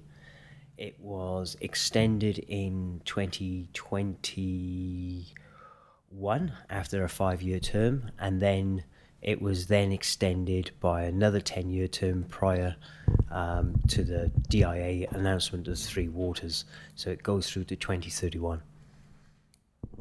Okay, so this is... Oh, and sorry, I didn't answer your question about tender. It was a negotiated tender with Cord. It wasn't a market tender. Oh, okay, so there was no other applicants to the tender? Okay. And to clarify, this contract's valid until 2031? Correct, 30 June 2031. Cool, thank you. Second part. So $30 million worth of assets, and I'd love to know what the debt value was used to obtain those, when that debt was acquired, and how much of that debt has actually been paid down. To be honest, this is reading through it, and I read through it twice because I'm like, maybe I'm a bit simple, but it's as clear as mud to me. And this process has really highlighted and a few concerns for me, not only due to the lack of transparency for ratepayers, but also for SDC and for Selwyn Water Limited. We've transferred debt, we've held back assets, but I mean, I'm still really questionable over what they obtain to, what they are, whether or not there's still a debt portion of that remaining. I know that's supposed to come out in the wash-up piece, but So I think there will be the key piece there is that there will be that full report in essentially 12 months' time. What's happened here is the list of assets that did transfer, there was a validation process that Selwyn Water went through with their finance people, and then they've come back and our finance team have also worked through that and gone, yeah, we can see where there was additional value in the assets that we transferred. So it's no new assets at this stage, and the idea is that in 12 months' time, that would then be a full list that is provided. It's a revaluation of the current assets that were transferred. Yeah. Yeah, okay, all right, so, yeah, all right, cool. Oh, bear with me. And just to clarify, so Selwyn Water Limited have held the contract for water race servicing since their establishment, even though we were notifying the public that we were maintaining stormwater drainage and it didn't transfer over. No, I think, so the key thing is that Cord does that work for us, and they were continuing to do that work for us and at our direction. It was just that the direct contractual relationship was held with Selwyn Water. And then there was an arrangement and an agreement between Selwyn Water, SDC and Cord that acknowledged that we would get the benefit of those services, we would pay for them, and that's how that would be managed in the interim. Yeah, that does still sound like it's subcontracted out by Selwyn Water Limited and we're the principal client. Like, to be honest, which isn't what I think this was ever set up on. I'd consider it more of a trust type relationship. Gentleman's agreement. They were holding that contract on trust for us and for our benefit. Yeah, kind of reads different to what was on the packet, though. Not It doesn't come to anybody's surprise that I wasn't overly fond of Selwyn Water Limited's establishment in the first place, but it was made perfectly clear that anything to do with land drainage was going to stay in-house, including water races. It is. I think this is a nuance with the contract and the fact that we couldn't separate them on the day, and it takes time, and you'll note from that it is quite complex to separate all of that out. I don't know if you want to comment, Gareth. Yeah, I was just going to add then, Councillor, you mentioned land drainage. Land drainage isn't in this contract in terms of land drainage services. It's just stormwater water races. What does land drainage generally equate to? So just to clarify, what does it run off? So what water are they displacing? They're draining land. And where does that water come from? Storm. Okay. But we're not asking that. We don't, in the contract, it's not saying that Court is delivering that service. That is sitting Correct. elsewhere. The contract is to deliver stormwater and water race. And I think the key purpose is, and it's absolutely a funny little contractual nuance, we weren't able to separate it. The decision we're bringing to you now is to make it clean, fix it, and make sure that it's clear moving forward exactly who directly holds the contractual relationships they need to. Well, that's why this just came as a bit of a surprise to me, to be honest, because I thought it was still entirely encompassed in-house and that we weren't working off an agreement, a contract that was still held by Selwyn Water Limited. I thought we'd only transferred potable drinking water and wastewater. That's all. Just wanted to clarify. So we didn't deliver any of the assets or anything like that. It's a contract for service. So we retain responsibility for delivering the services as you've talked about. We didn't transfer that right or responsibility to Selwyn Water on the 18th. All we did was the contractual arrangement under which those services are delivered to us was for a period held by Selwyn Water. Yeah, I get that. Sarah. Thank you, team. Just a couple of quick ones. I'm a bit confused by your comment that it doesn't include drainage, because E4 looks at land drainage, page 474. There's no land drainage contracting activities. Any land drainage contracting activities that have been undertaken by CORD have been done on day works using these contracted rates.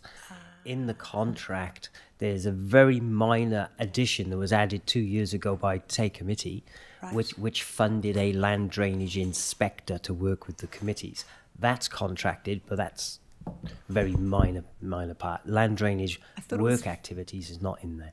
Yeah, no, I thought it was fairly minor if it was supposed to encompass all of land drainage. But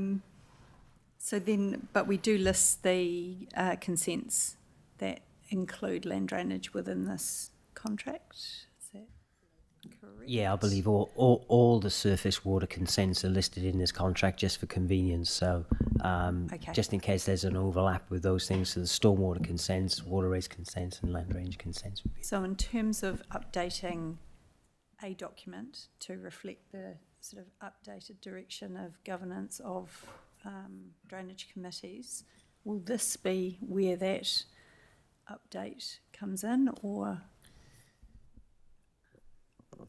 through Tay Committee? Yeah, if you're talking about a future space, this is just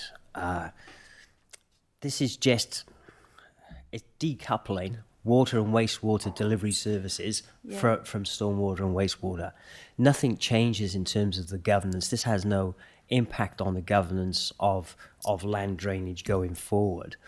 Other than that, there may be a conversation to be had with CORD, because governance might take a direction that small inspector component is no longer required from CORD. I guess I'm just thinking, if the contract is fundamentally shifting, is it an opportunity to review it to ensure that it's fit for purpose for land drainage going forward? Yeah, well, we're not using it for land drainage. We're using it for stormwater and water races.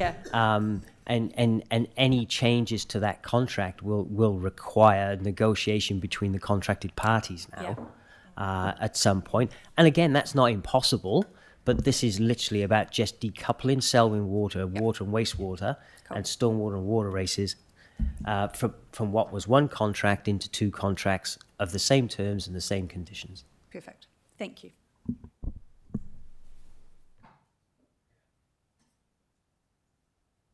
There being no other questions, I ask that there be a mover and a seconder. Sarah, Tracy, team, is there any more discussion? Denise. I did put it as a question, and Michael's replied. It was just about duplications of services. Have we got a system built into this that we know that we're not being charged twice by Cord for different things, but the same things? Yeah, I don't know what I'm saying, but I think you might know what I'm saying. Yeah. Yeah. There would be no duplication by setting these out. I mean, the delivery activities we're talking about, water and wastewater, they're completely different teams within Cords and different activities, and even between water and wastewater, although that's Selwyn Water now, they have to be distinctly different and separated because of the health crossover as well. So there's no duplication of costs.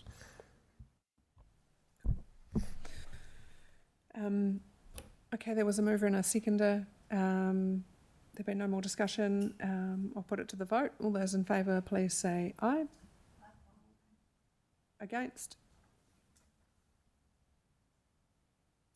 Call it carried. Thank you. Thank you. Oh, Dom, also, this is your last week.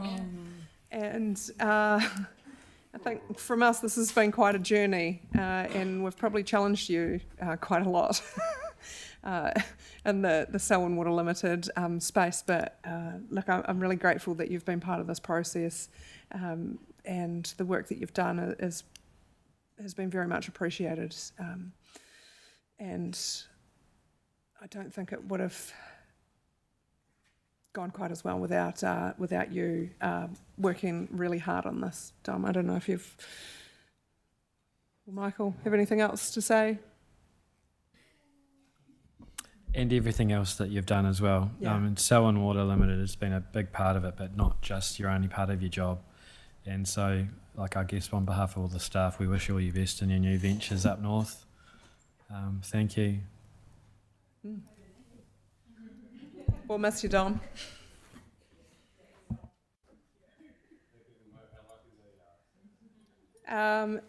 Okay, we're up tab 13, which is Ratepayer Assistance Scheme. And so we have Sophie presenting this, and Asher.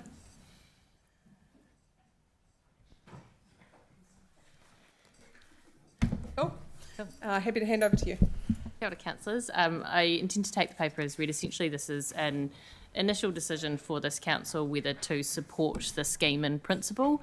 Obviously, there would be further key touch points for the council. The staff would do further significant due diligence to determine whether we would recommend actually being involved in the scheme. So this is just the initial support in principle. There'd be further steps from the scheme themselves. They have to go through getting enabling legislation. So whether that is done before the election or it might be something that happens after. So time frame on this, how long is a piece of string? But this is just that initial stage. Thank you. Okay, I mean, you were all part of the process where LGNZ presented this to us, and it's relevant that we put it on the table for support and principle, I think is the key thing here, noting that there's a lot more to work through. And look, to me, this is should actually be a very quick one. It's either you do or you don't.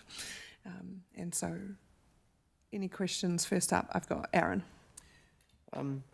Yeah, supporting in principle, I don't really see any problem with. It's sort of a side question, but I wondered, is the recent announcements by the government and followed up by the opposition that they're going to set up some sort of solar loan scheme or solar support scheme, does it impact the viability or usefulness of this, or are they perhaps foreshadowing, piggybacking and taking on this scheme? I think the government, I think, has come out in support of this particular scheme. I actually need to look further into the opposition, whether they would be piggybacking off this scheme or setting up their own. But it is all one in the similar ethos, so I imagine it would be piggybacking. Thank you. Cool. Sam? I just feel like I'm being wounded today. But anyway, I'll soldier on. So, Good on ya. Yeah, to carry the flag. The rates postponement portion, I still didn't say that right, of RAS I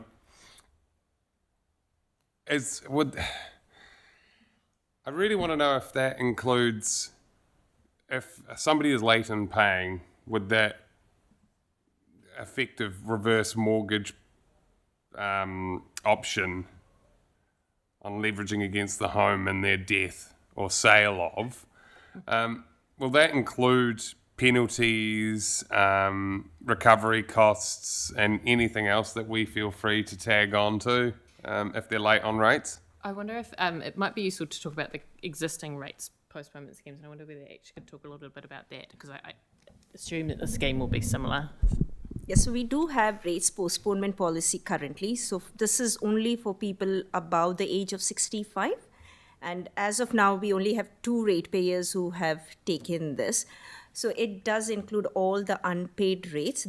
Once they apply for postponement policy, they do not get any penalties. So we just charge them the interest and the starting legal fees the year they apply for it.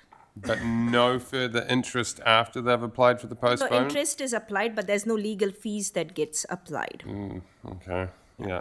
So it effectively is a reverse mortgage. Yeah, that's the only thing that really made me.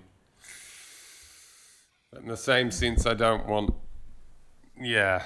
I guess there's also the comment to make that I assume that the scheme, once established, we could decide whether to be part of some products and not others.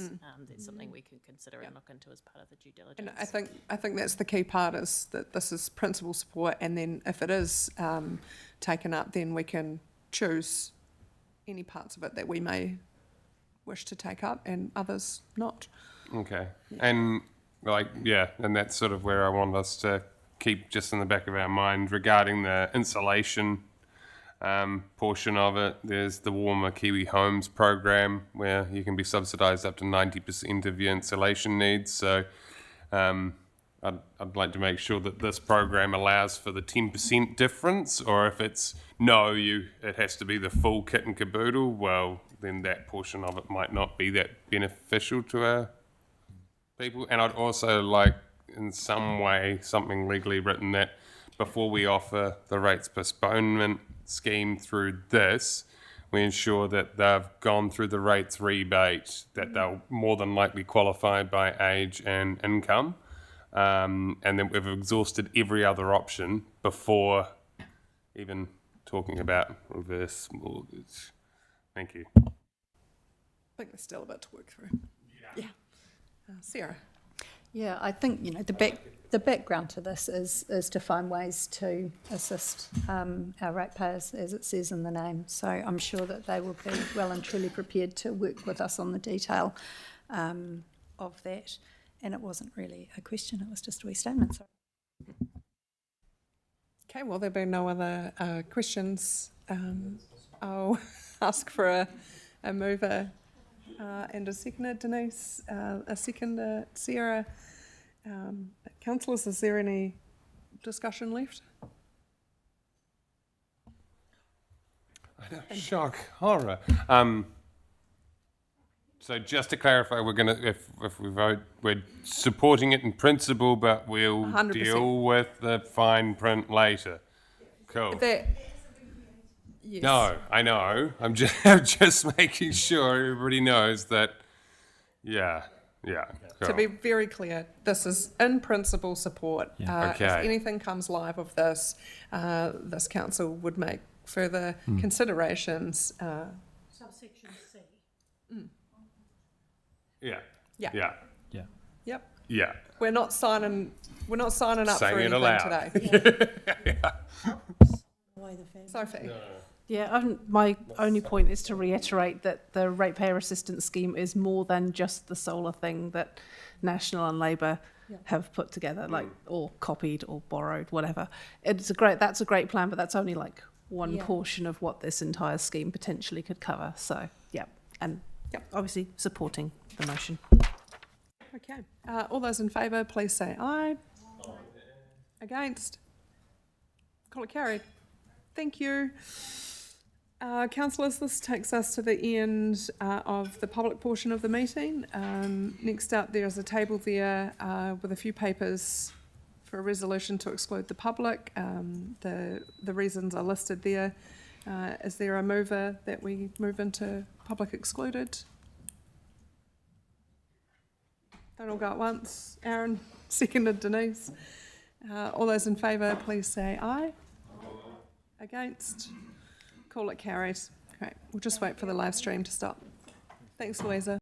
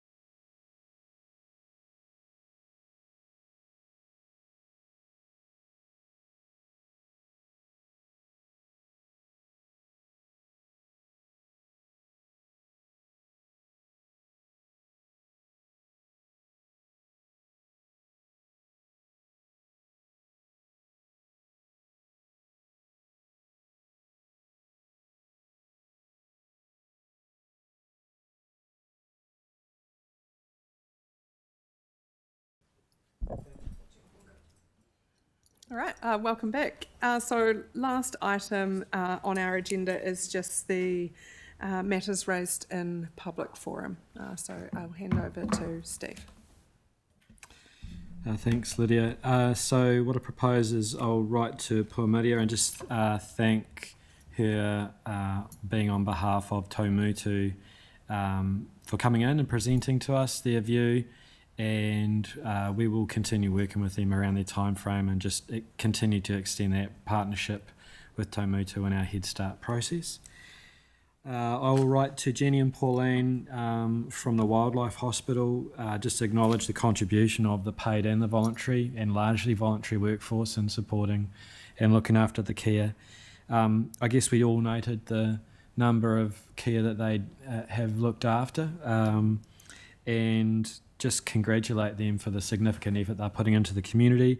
And I'll just let them know that we are continuing to look at what role, if any, a bylaw can provide, and we will be talking about this again at the Melbourne Community Board next Thursday at their meeting. So we will continue this work, and we'll suggest that there is maybe some further discussions with the community to see what other ways in which we can continue to support them.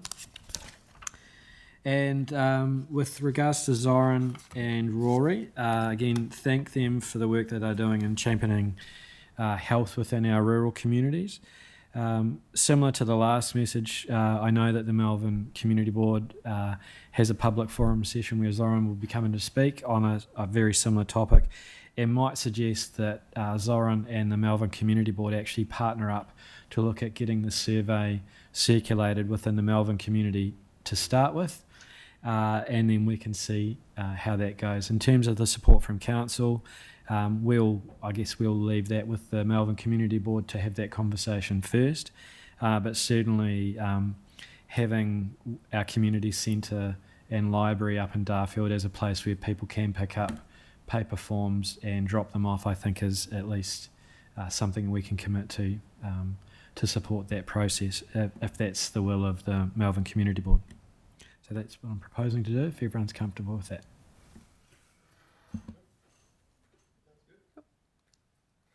Wonderful.